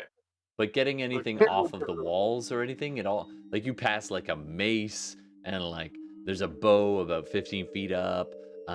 There's nothing easily within reach in this main hallway. But if you Except wanted to try to pick the old man's pocket, you could try. Oh. Sure. Roll sleight of hand, Whatever. sir. Probably better at it than we are. Natural 20. Oh. 27 altogether. Oh, that's probably not enough with this guy. You reach into his pocket as you go down the stairs. You kind of stumble and bump into him, and he goes, Watch your step. he said is in rather ominous, serious tone. And in that moment, you managed to just grab a little pouch that he had on his right hip, and just you have this edge of this small blade that you just flick out, cut the purse string, and flick back. You keep it kind of hidden away. So you do that trick almost on instinct. You don't even really think about it, and you just quickly palm this small pouch that feels like it's got some stuff in it. Yeah. I think I'm just gonna let him lead me out at this point. He leads you down the Awesome. stairs, and you all kind of look at each other as he's standing there holding Gex's hand, and he said, "Yes, I will just need to deal with this slight problem. Have we decided on which of the... Oh dear, what happened here? as he takes in the ink that's spilled on the table. Unfortunately, Dave just happened to wanted to rest his hand, and rested his elbow happened to be where your quill and fountain ink And the was. quill, Unfortunately, almost corroborating the story, goes and jumps up and kind of nods at him, and then curtly points towards Tillman, and then points towards you, and then points towards the bag. It's like, and then you're kind of swatting it away a little bit, and the old man's like, I'm gonna need you to do a persuasion check. Oh, okay. Hilda, right? Good. Yeah, although you could give advantage by nodding at the appropriate times if you want, I'll give advantage by nodding. if Thank needed. you. Let me try again, because that was a natural one. A natural. Oh, I wish I'd let that lie. No, my second roll wasn't that much better. It was a 9. A 9. All right. 9. Yes, well, let's tidy up, shall we? And he just waves his hand over the table, and the ink just lifts off the table and hovers a few inches, and then it goes back into the ink pot, and then he motions for the quill, and the quill goes and sits back down again. And then he turns and he picks up the bag of holding and the boots, and then he just looks at Gex, and he's basically telling you by his eyes, "You're gonna come with me." Ooh. Okay. Well. Then I he looks think again, and this time he says it out loud to Gex. You're going to come with me, sir. I can't answer him. He He sewed my turns. face shut. Yeah. He sees you kind of struggling, and then he waves a pinky like that, and your lips pop open. 1-star review.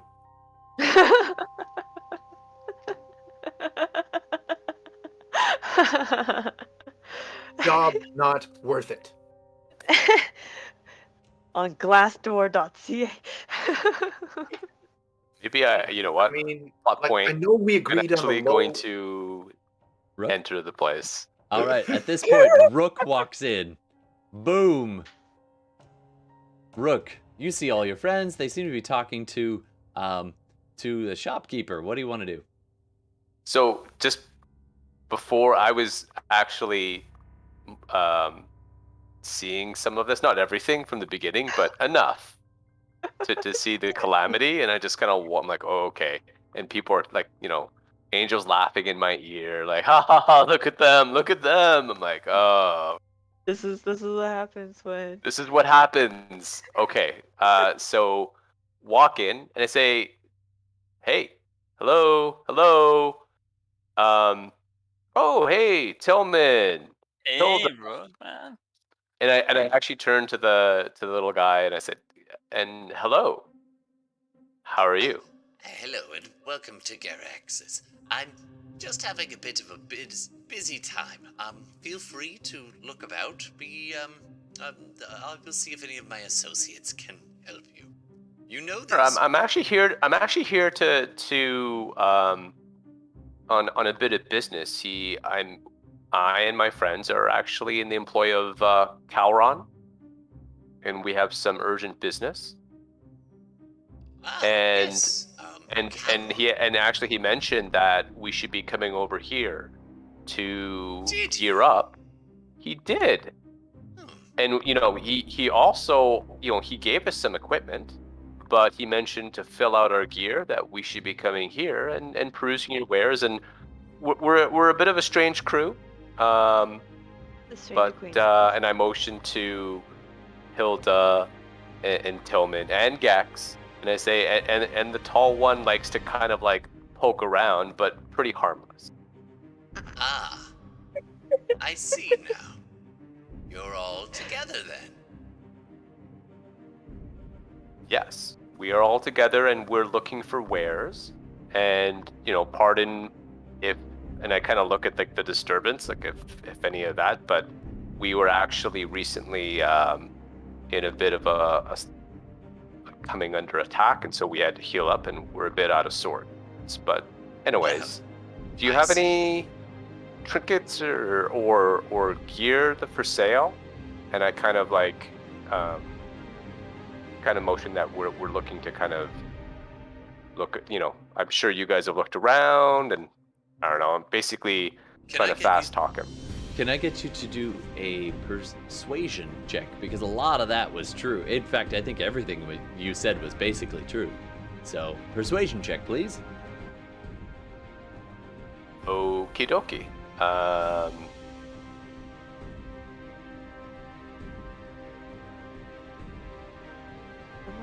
Persuasion. And so I rolled an 18, but I'm also going to use knowledge from a past life of fast talking with Angel. Yep. Getting So over your getting friends shoulder, out of trouble. Angel keeps whispering into your ear these little like, And then you just smile, look away, look around the room to the left, and then look back at him. And no, show Okay. those dimples of yours. that's it. All right, 22. 22. So the little old kind of man looks up at you and after a slight pause, nods. Well, I guess there is no harm done in poking about. Harmlessly. If you would like something, purchase it now. Otherwise, I'm afraid I'm feeling a little tired. I might need to close down for a siesta. So I kind of look him up and down and say, I understand. I know that these, everyone else had taken a look. I just want to take a quick look. Yeah, you can gather from them and from him. Is there anything in particular you're looking for? So I look him straight in the eye and I say, I'm looking for a map and potentially a book. And it's on the spines. I'm looking for a map specifically of an island that we'll be visiting. It's called Verun. Ah, Ah, yes. Come with me.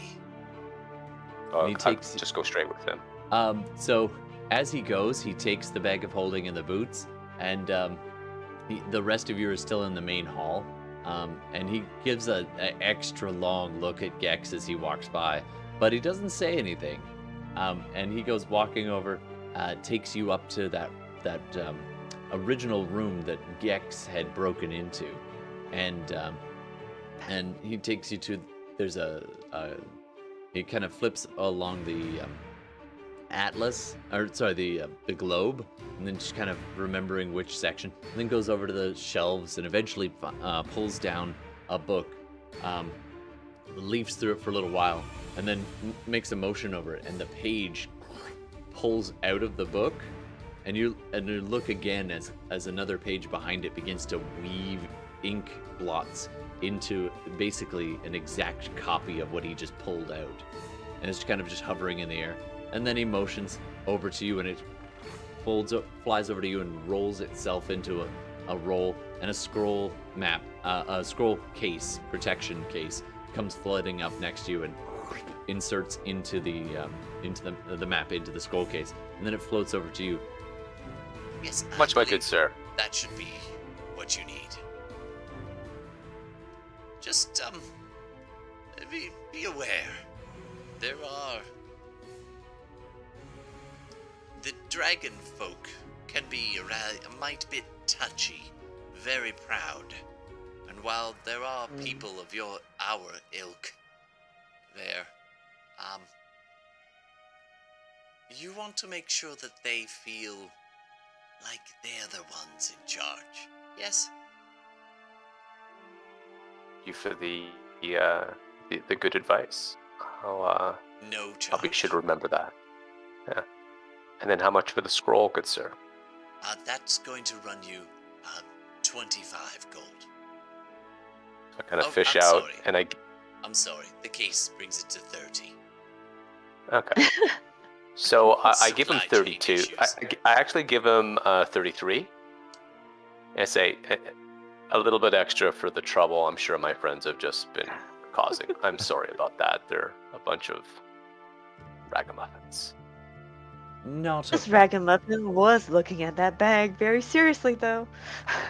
Not a problem.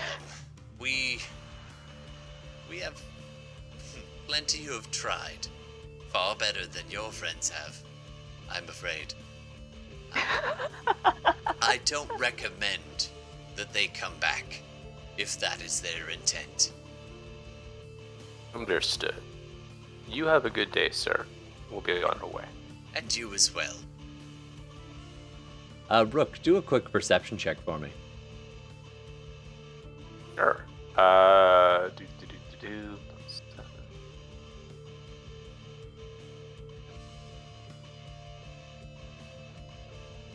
23. Okay, so as you begin to get ready to leave, you definitely clock the massive stone statue perched just outside the window, like in the middle of the balcony, and it's looking in like right at you. And then as you go back out and into the hall, it is now facing into the hallway. Again, just clocking as you go. I kind of lock eyes with it, and I kind of turn to the old man like, do I know that it's a gargoyle? Yeah. Or a statue? Well, Like, you wow. know that it's a moving statue. Moving. It's so still when it's not moving. It's even though you suspect what it is, it's easy for your mind to just tell you that it's no, that's a statue. And then you look again, and it's in a slightly different position, and you're like, oh, that's messed up. So you have a pretty good idea. I'm actually of going to what tell it the old is. man, like, moving statue. Very impressive. Ah, yes. Well, we are guardians of all kinds of knowledge here, and especially when it guards back. And then as you kind of look back, the massive plates armor that was in the other room, you hear as it moves from the hallway, kind of tailing where you guys have left, and goes back in amongst the bookshelves and perches back over there again. And the old man leads you back down the stairs.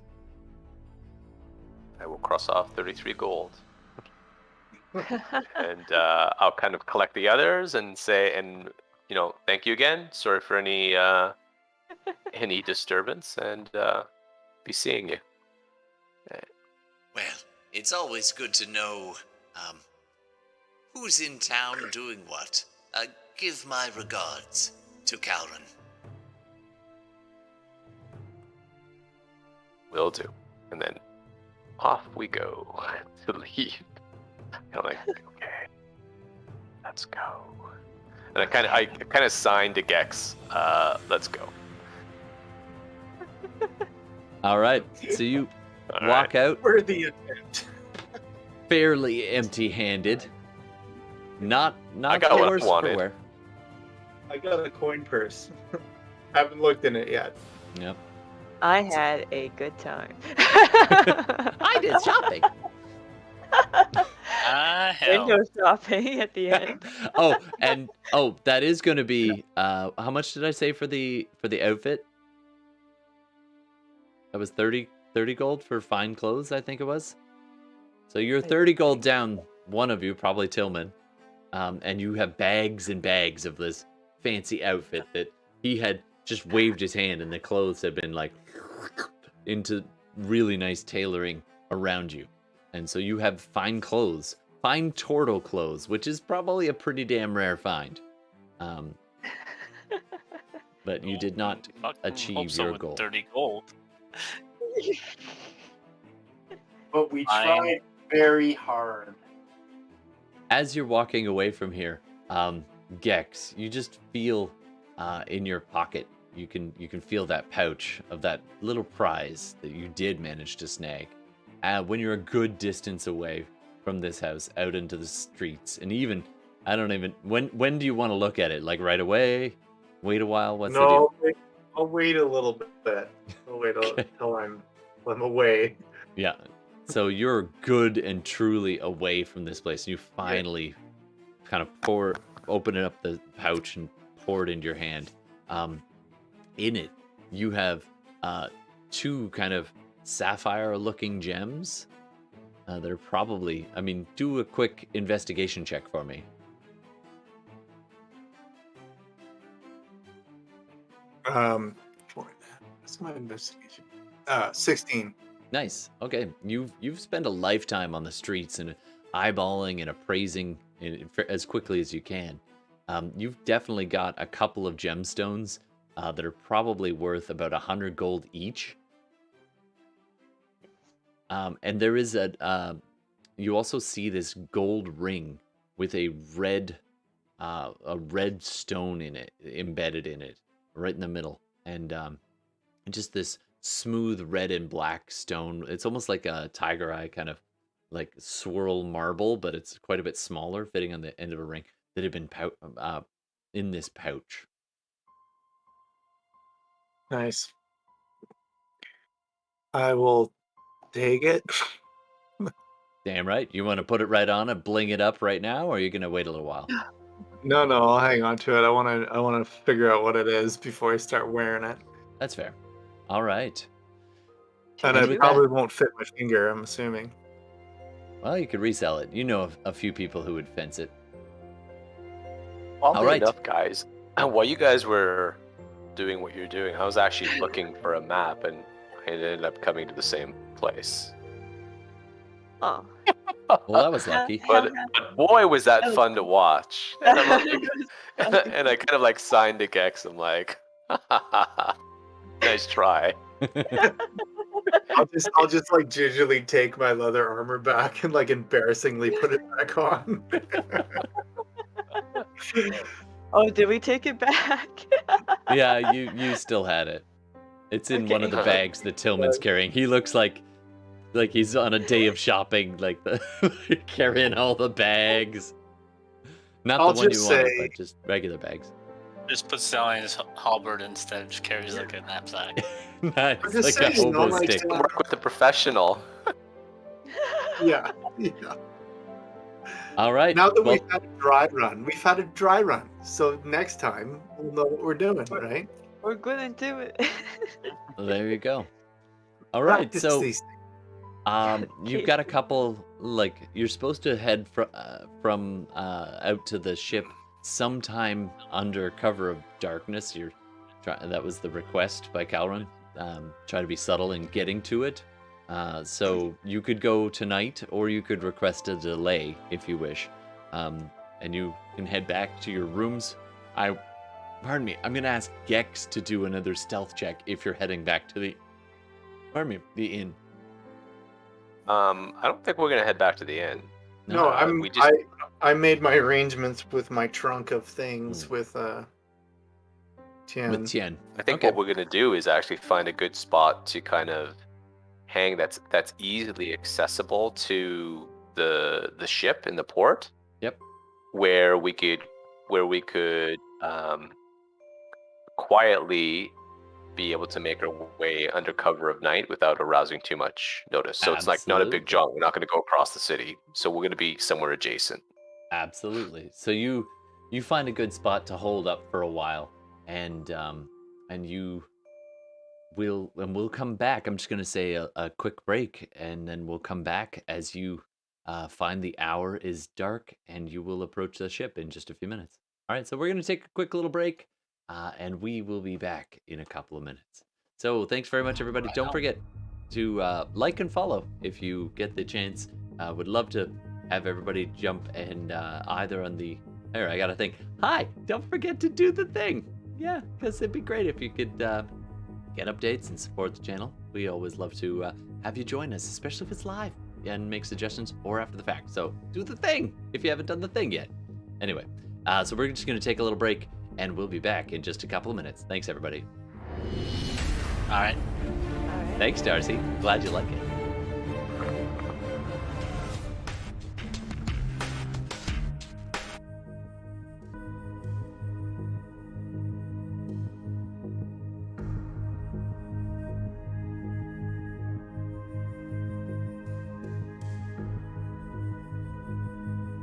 Hey, psst, internet. All the others are doing something else. Come here for a second. I'm not joking, I'm super excited that they're not here. So yeah, something big just happened behind the scenes, and I don't want the players to know. So, I could tell you the whole deal, but suffice to say, I'm gonna roll on Rook's behalf a wisdom saving throw. Rolled a 15. Okay. That's probably high enough to actually save. So he will have saved initially. Then, after a few seconds, he gets jumped from behind.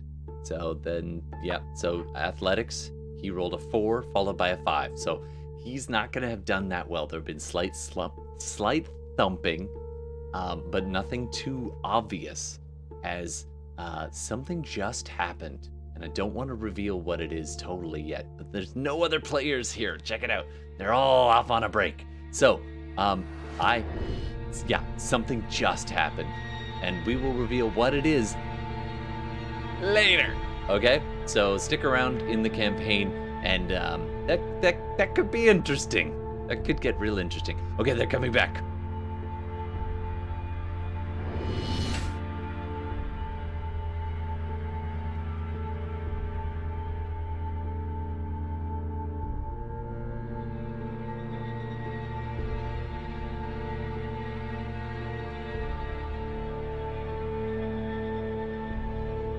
Hello, hello. Oh, I gotta turn my mic off. Just one sec.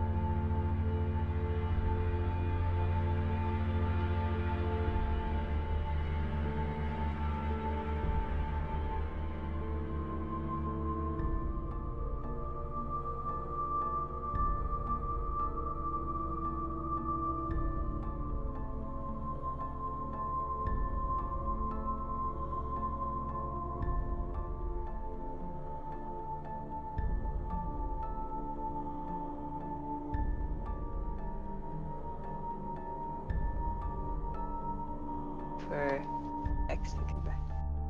Oh, no problem. He'll just jump in. We'll just give him a heads up once he's back. So yeah, all right. So shopping episode, good times. And an Maybe she old has a soul shop went episode. perfectly. It's So we're probably walking down the street. I'm like, guys, you never just go into that. That's reckless. You need to case, like a little bit like you need to case the place. Then you go back and next time Well- you don't go on the fly on Hey, that kind of stuff, especially with magic shop. Yeah, but Gex told us he knew what he was doing, man. We're just Guess the it's like you. paladin.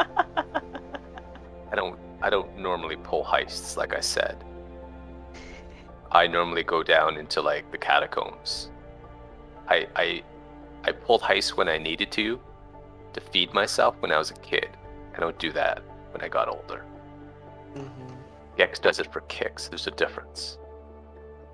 Oh, All right. we see. Yeah, no, we just thought, we want to help our buddy X out here. So Gex is off just taking a leak or something for a few minutes. Yeah.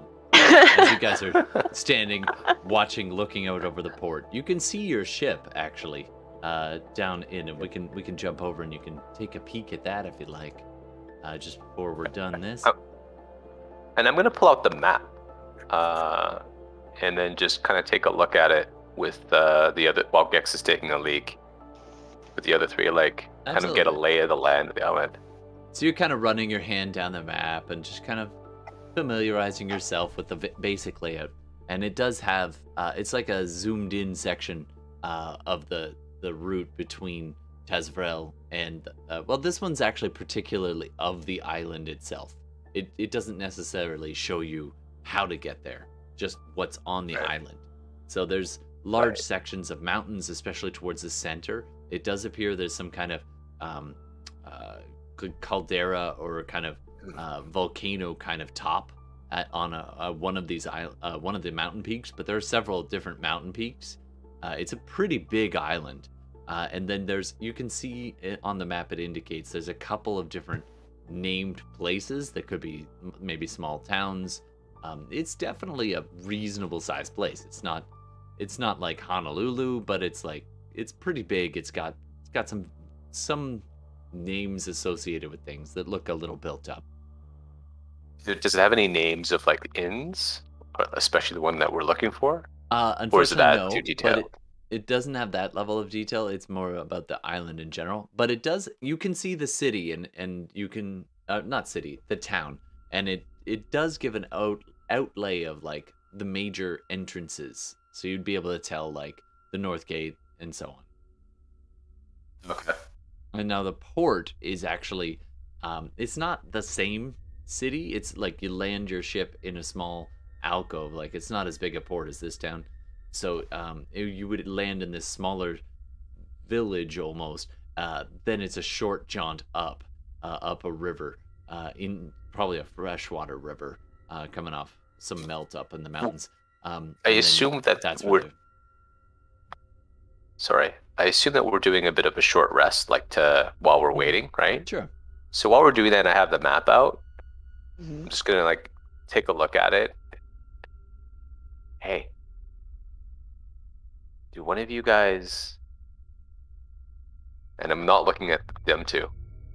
Do one of you guys can like read a map real well? Help a fella out. I You didn't can? go over this in med school. Okay. Okay. Cool. Tillman Cool. would So- be proficient. Yeah, I got survival, but No, I wasn't talking. Tillman, I'm not talking to you. I'm talking to someone else. And I'm going to actually become proficient in cartography It's-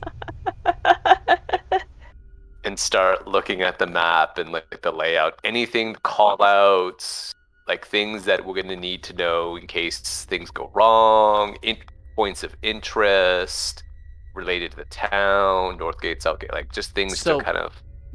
First of all, I have to ask, do you speak Draconic? Or does anyone of your friends speak Draconic?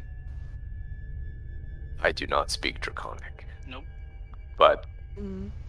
and my friends do not.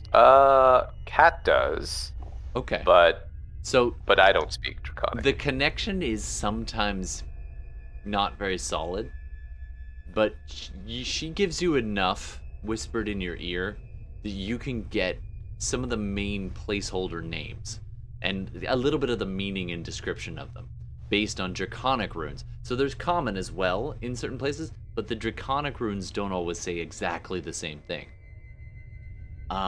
So the general gist of it, and I don't have the details all worked out in my world yet, you're jumping forward. It's good.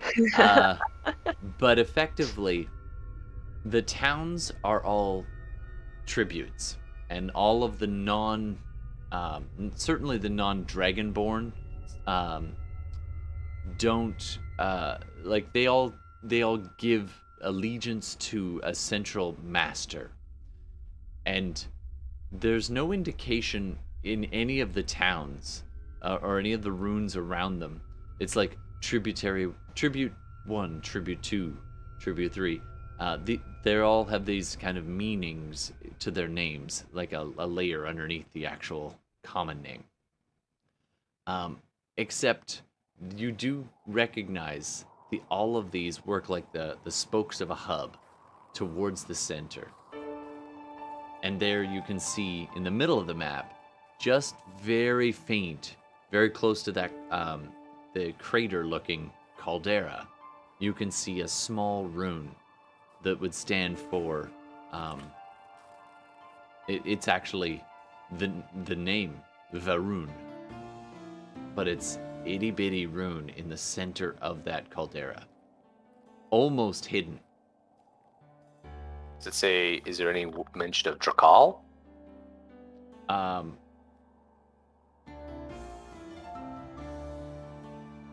There now. Okay, so Drakal is the person you're supposed to meet, or is that the person who is? Drakal was the dragon that owns the island. Right. So that's what I meant. I got my names mixed up. Varun is the name of the whole island, and Drakal in that center of the caldera is Drakal. That's what I meant. Thank you. Got my names mixed up. I take my notes. It's good. I probably should. Okay. So I'm just going to relay to the others, like, this is what I know as we're kind of scoping things, and this is, the tributaries, so, and also, you guys just also, when we go there, we need to be very careful about the touchiness of the Dragonborn. You got a little bit of a sense of that, meaning when at the shop. But sure that continues, and we're on their terms, so we just need to be pretty deferential. Okay. All right. Right. There was a dragonborn at med school. I remember. Okay. And that centerpiece, that's Drakal. That's probably where Drakal's at.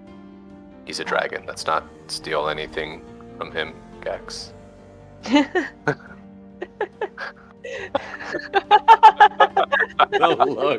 The look on his face. Gex. Side eye. Side eye, like. No comment. All right. Seriously. So, is there anything else anybody wants to do before they get on the ship? Have I sent my letter? Oh, sure. You've You could have. written it. You can easily find your way to one of the, effectively, the post offices. They have sort of those kinds of things. It's general store / post office, and you can send off your letter, certainly.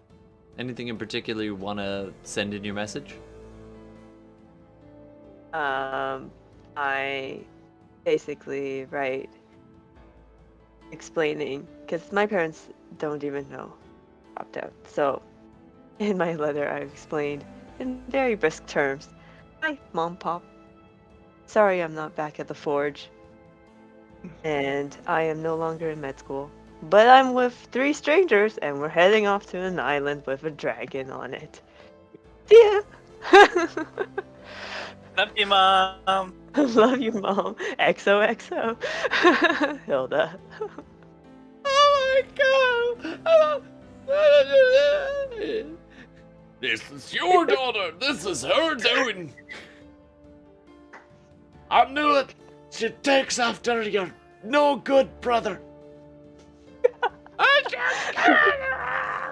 And your little brother comes into the room. They're like, Daddy, what's the problem? We don't talk about Hilda. No more. The big song comes out. We don't talk about Hilda. We don't talk about Hilda. No. You successful. Well, go ahead and roll for breaking your mother's heart. We'll just see how well you craft the letter, soften the blow. Oh, it was a 7. It's pretty tattered. That's pretty harsh. I'm getting flashbacks to when I told my parents I wanted to be an actor, and you could just see. No. That's all good. All good. He's going through a phase. That's not a phase. So yeah, you successfully tore your mom's heart out, stomped all over it, shattered your dad's dreams. That's what we do here at SideQuest Live. That's right. I love my brother. Follow your dreams. And a bunch of random strangers on a ship into the wilds. All right, so without further ado, you guys get up on the ship, and I'm going to need a name for this ship. So you guys can brainstorm what that's going to be. And I think you can see it now, yeah?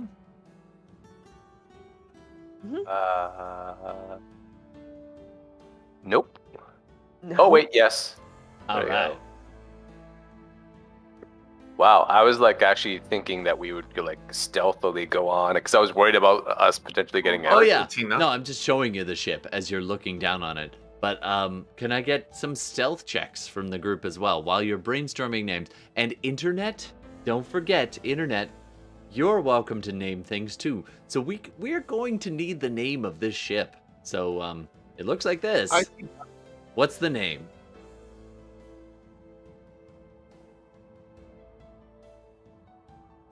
Yes, invisible because I can't see it. Carl. I know. It's just darkness to me. Oh, really? It's you have to go down a bit and then we're kind of near the bottom. Huh. No, fully zooming out. It's all black to me. Oh, weird. Weird. All right. Let me see I if can see fix it. it. Just in a circle, yeah. I mean, if I go, I got it. Oh, There it now is. I see it. Now it's there. All right, let's get some stealth checks first, though. I saw 4. Carl's. Jesus. And I'm gonna use my second. It's all the bags that Tillman's carrying. He keeps bumping into stuff. Going on a 3-hour tour. Bolt That's Renfrew. what we're saying. Oh my God, are you Ginger? I don't know what you're talking about. Or no, I guess you'd be the. What's the name of the wife of the rich dude?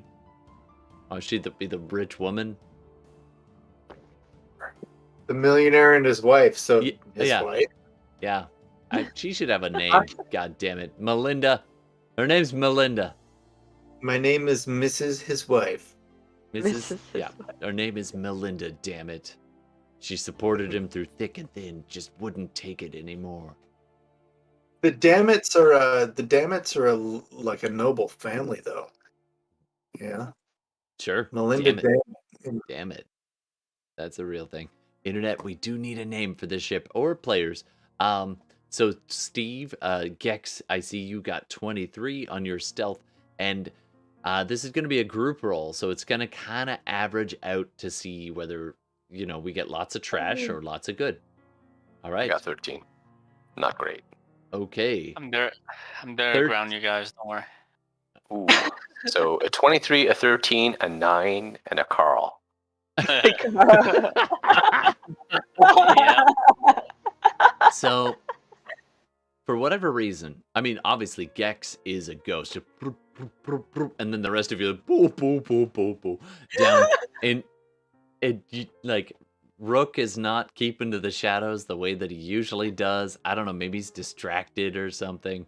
It's just a little out of character there, but you do manage to make your way down to the ship, and you feel, well, you're here. You know, it might have found your, you might have been Right. spotted, but you come up on the ship, and there's a gangplank, and there's a watch, and as you kind of whistle and let yourselves be heard, actually they've already heard you approach, and one of the sailors on the edge of the ship who's been on watch calls out,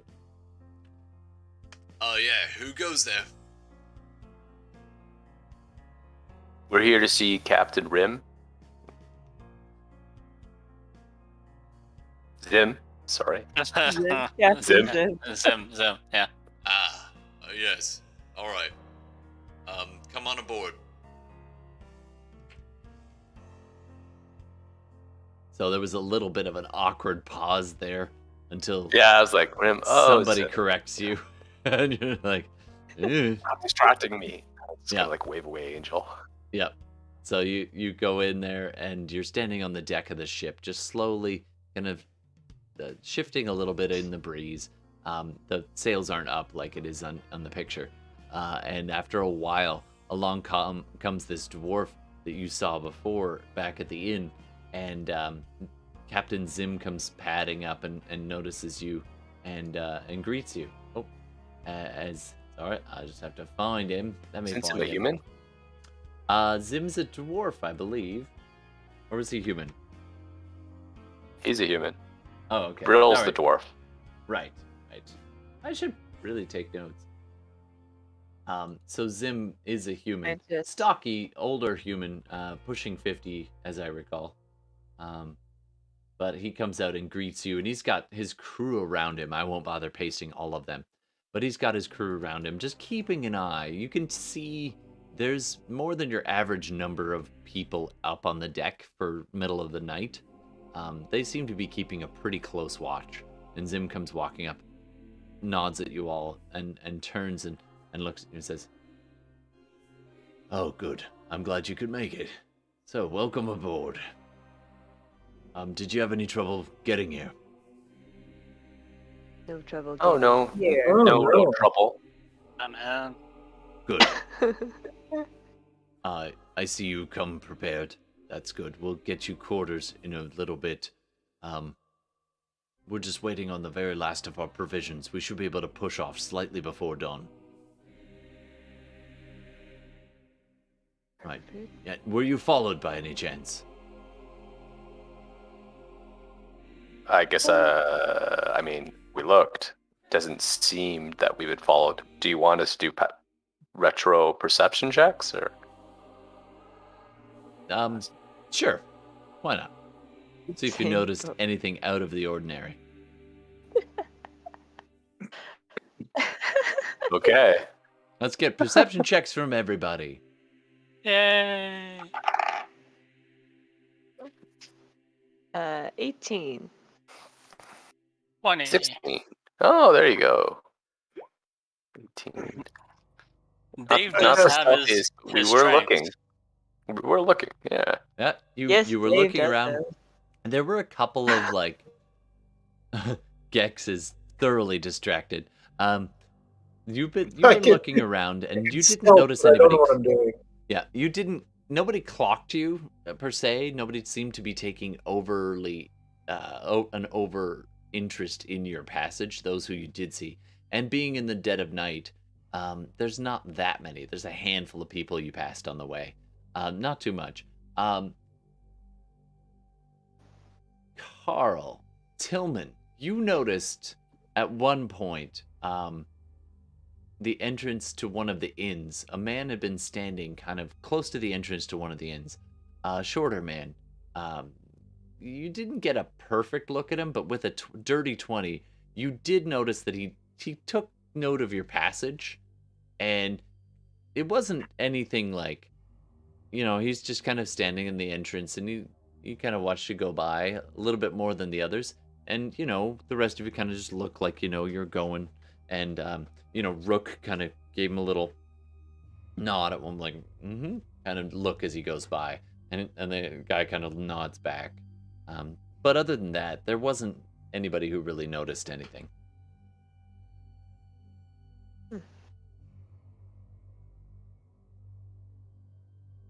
That's great, considering how it was so thoroughly unstealthy. All right, so Zim back on the deck says, "All right, well let's get you down below then. Welcome aboard the ship."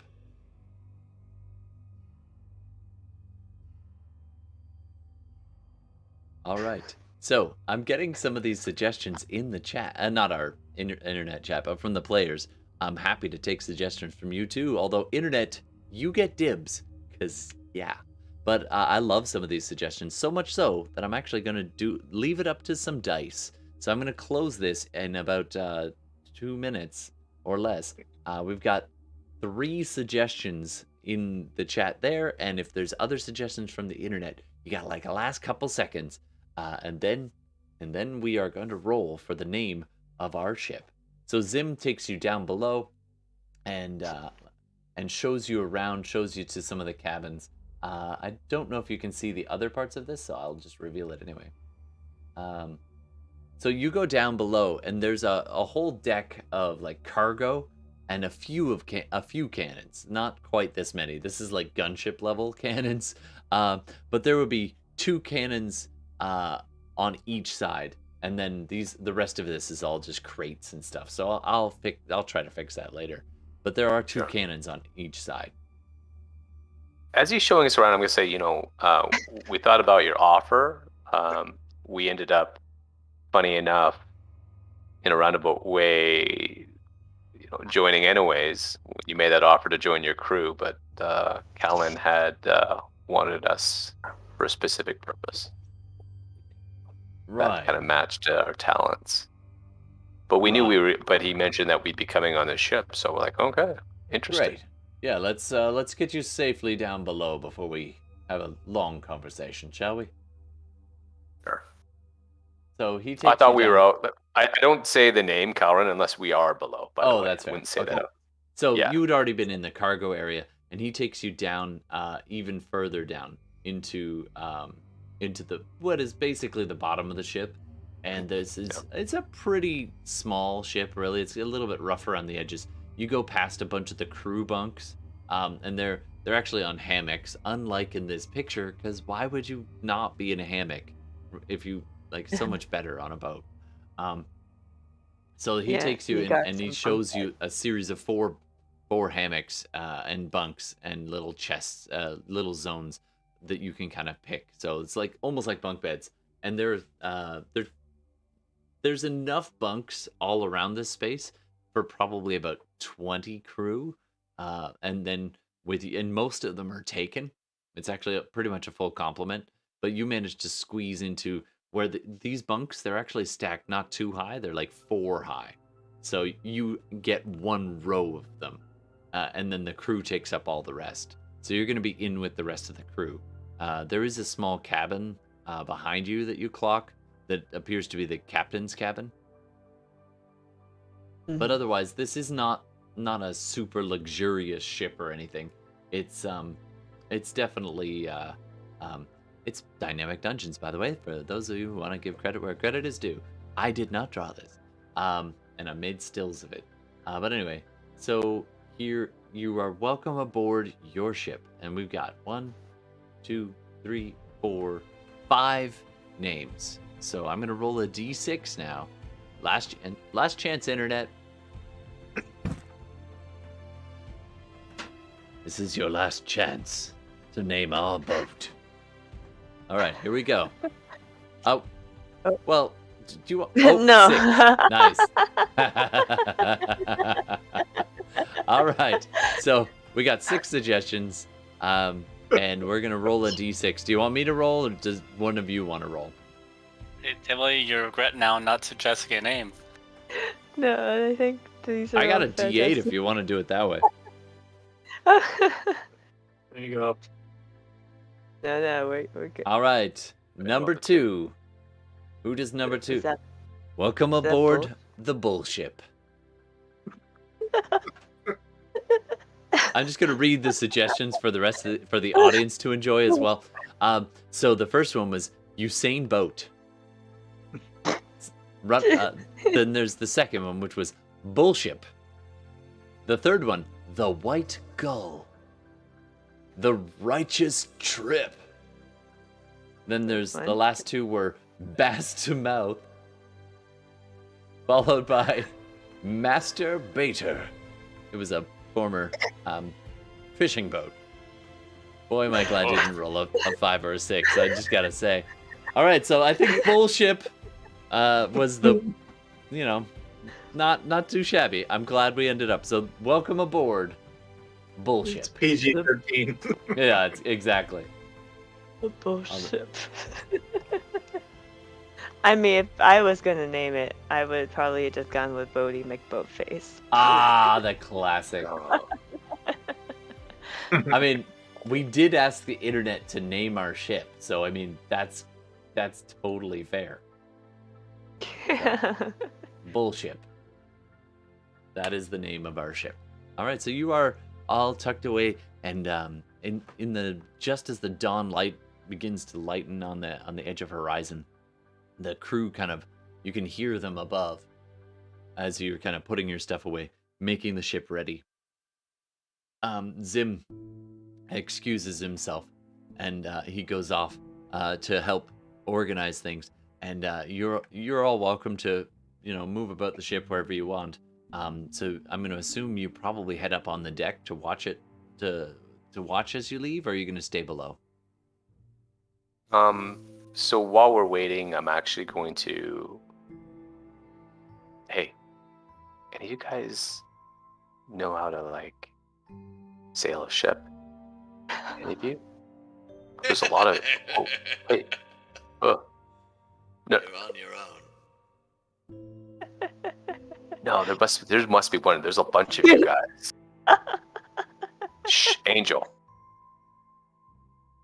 And I'm going to switch to Are you talking to us? vehicles. Shh.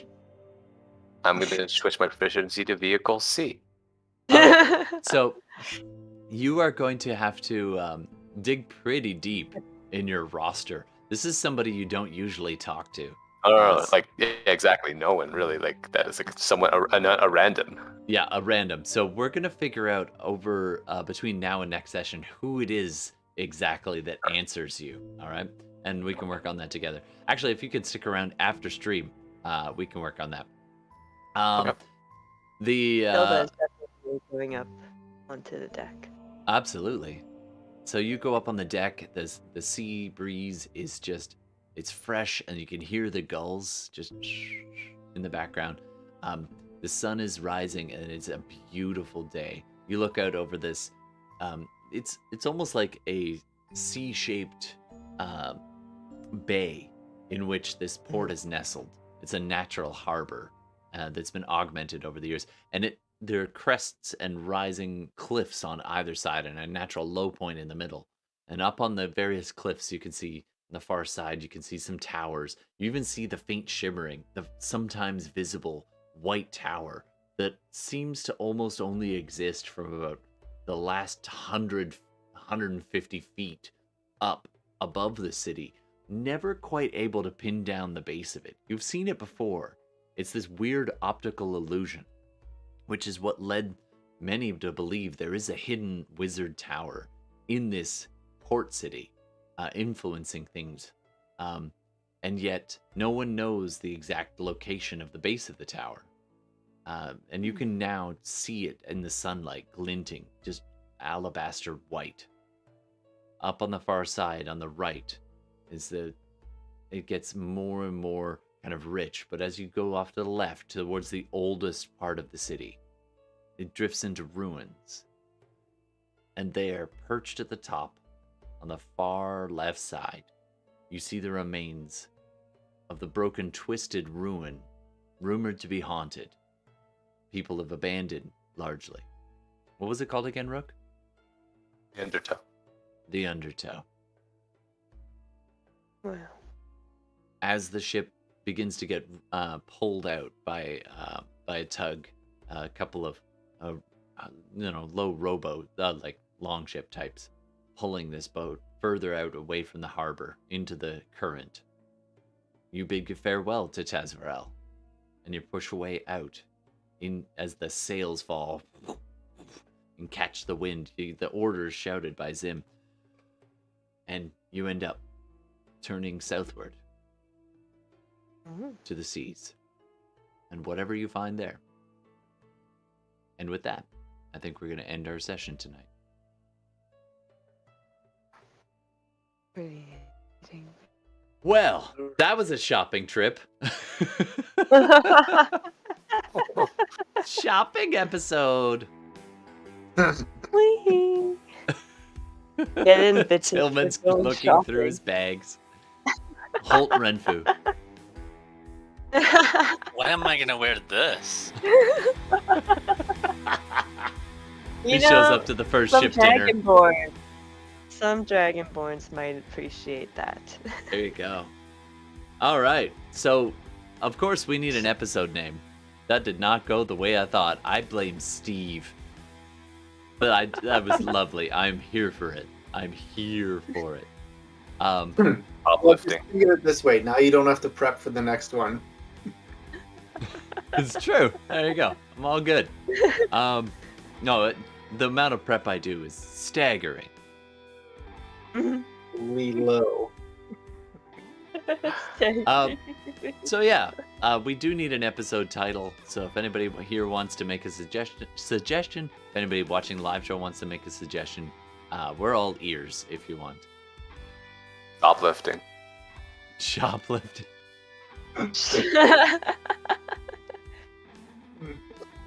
Pawn stars. 1 star. 1 star. 1 star I like- shoplifting. That's it. Star Yeah. shop. 1 star Star. shop. All right, 1 star shoplifting it is. Cool. What a beautiful one. All right. Well, that was a good time. Thanks so much, everybody. This And we- episode brought to you by Stationary Gargoyles. Dude, there was so much going on behind the scenes in my brain during all of that, and none of it happened. I'm just gonna take my DM hat off for a second. I'm just like, if he rolls too low, that gargoyle is gonna spot him and just mess him up. And you rolled a 24, and it rolled a dirty 20, and I was like, son of a bitch. And then you snuck up behind him. You popped that door, and that was a brilliant thing. I forgot to mention that the guy back with there was some stuff going with the map room when he was showing Rook. One of the things was the guy just kind of looked and was like, the door flings open, the wax goes flying out, and slams the door. There's a couple other things. Dude, oh my God! If you had opened that, Oh no, I was very tempted. Like 16. I mean, But here's I the don't, thing, I like, don't want to take it away from you. If you want to go back and do it, you can. But let me just say, if this book actually was my prep, I'd be jumping a bit. And I don't know if that's any good news for you. That's all I'm going to say. I sometimes like to Because they take the kept- DM hat. Sorry? like my physical stuff, my stealth rolls and everything kept coming up reasonably well and good occasionally, but then my perceptions were just shit. So I'm Oh, yeah. sneaking around and I don't know what I'm doing in the midst of it all. I was kind of hoping. I was hoping Very something would happen at one point. Why am I here? And you're just like, do, nothing seems fair. It's terribly easy to steal. You're just The- moving really, really fast. And Yeah, you're the not klepto perceiving just did anything. not pull it together. That sure. Well, and We all have those days, man. Yeah, yeah, that think was as a a 1-star result- shoplift. That's what that was. yeah, the 1-star review. The 1-star review will all be about the fact that it's got a shit inventory. There's nothing here. I couldn't see anything. And in my mind, I'm kind of picturing that scene from Fight Club where it's all the IKEA listings that are just superimposed as you're walking through this room, and it's like, do you have any idea how much money you're just walking by? But you were just No. like, Yeah. "Mhm." Like, I don't know what it was, but that map on the wall was gonna be something. Like, I was like, damn. Yeah, there was so much going on, and I couldn't share any of it unless you made that choice. And I was like, I thought this was gonna be like a Quick. 30-minute kind of Yeah. in and out. It's like, no, that became very involved. yeah, So you showed up normally I for would be one like, thing. Next thing you know, the Yeah. grocery thing is full at the front, the conveyor belt, and you didn't buy anything. I really And thought we- you were gonna buy well- something. I bought something. Oh, you did. Dave got close. Oh, that's true. And yeah, Tillman got close. Dave. I really Dave thought was you were like- gonna get either the bag or the boots. Well, is that ring that I picked up of any value, or is it just a gold ring with a gem? Does anybody know, like, want to take a look at it, or are you gonna keep it to yourself? No, I'll show it. Okay. Like, I feel, I mean, Is anybody trained At in some- Arcana? I can be I could. in 1 hour, right? So it's just like, if he had showed me, like, that's the advantage of the Phantom. I can be proficient in basically anything. Wow. All right. So I Yeah, love I'll the take a mechanic short for rest, that, by the right? way. That's such a fun mechanic. It just takes a to short do. rest, and then I can pick up a proficiency. Sure thing. So go ahead and roll your Arcana, please. Okay. It's almost like you need a wizard. Darcy, they need you. Well, I mean, that's how I identified the other items. Totally. 15. 15. All right. It does appear to have some, like, magical writing on it. You're not going to know exactly what it is, but it does appear to have some enchantments placed on it. So it does appear to be some kind of magical ring. Relay that. I'll say it's a magical ring. Not exactly sure. It has some magical enchantments. I would say for be 15, wary. you can get the School of Magic. Sure. Hold on, I gotta look that up. Damn it. Hold on, 1 second.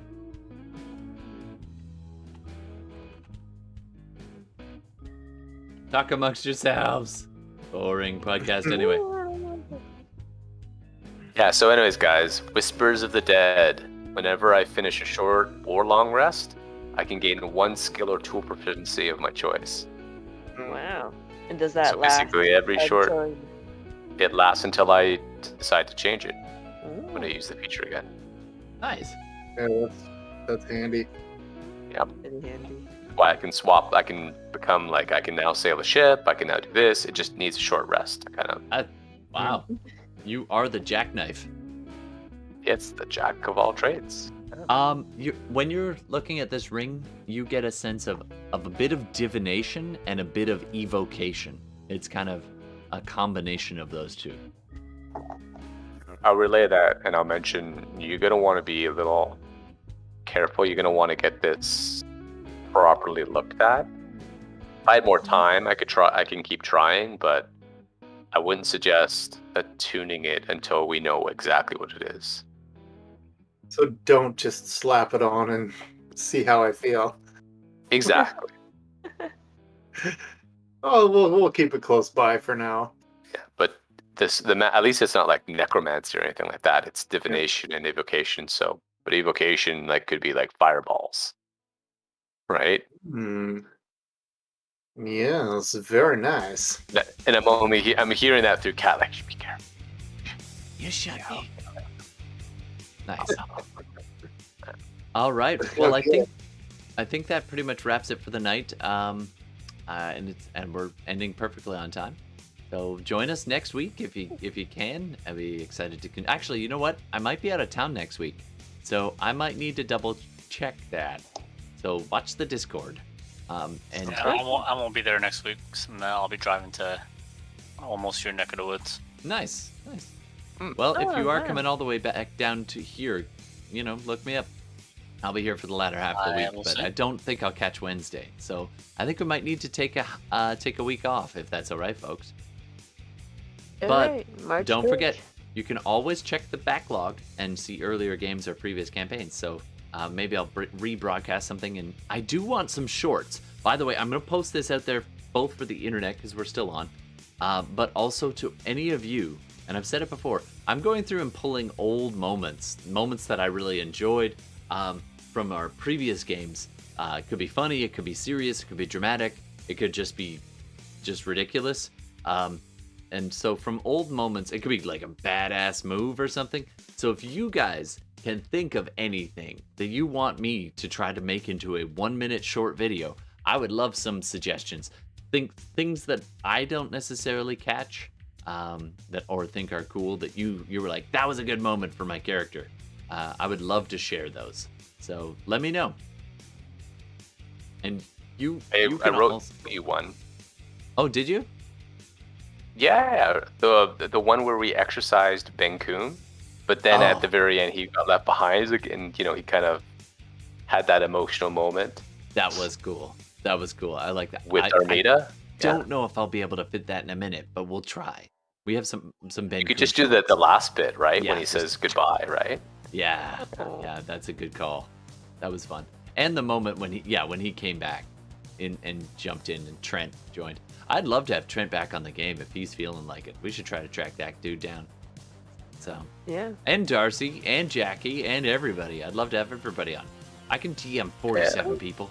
Bring it on. Bring it on. Yeah. Yes. Woo! You think my head spins enough when Steve goes off to steal from a store? Full disclosure, that dude would just you up. We've got the little magic dragon guy? board. The old dude. Oh, the old dude, yeah.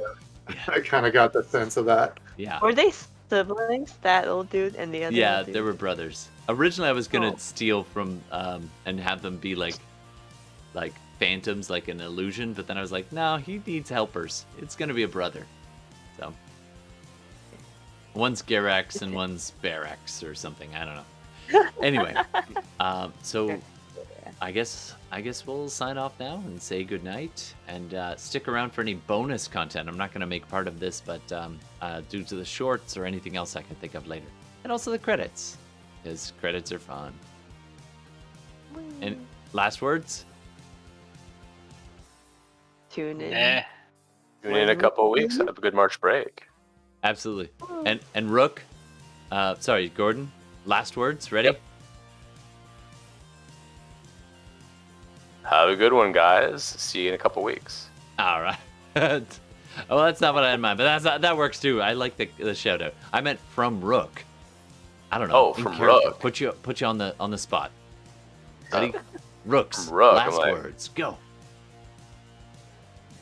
Don't do heists with amateurs. Perfect. Love it. Love it. Star shopping. All right. Shoplifting. So thanks again, and we'll see you next in 2 weeks. Actually, 2 weeks probably. All right. Cheers. Good night, everybody. Cheers. Ciao.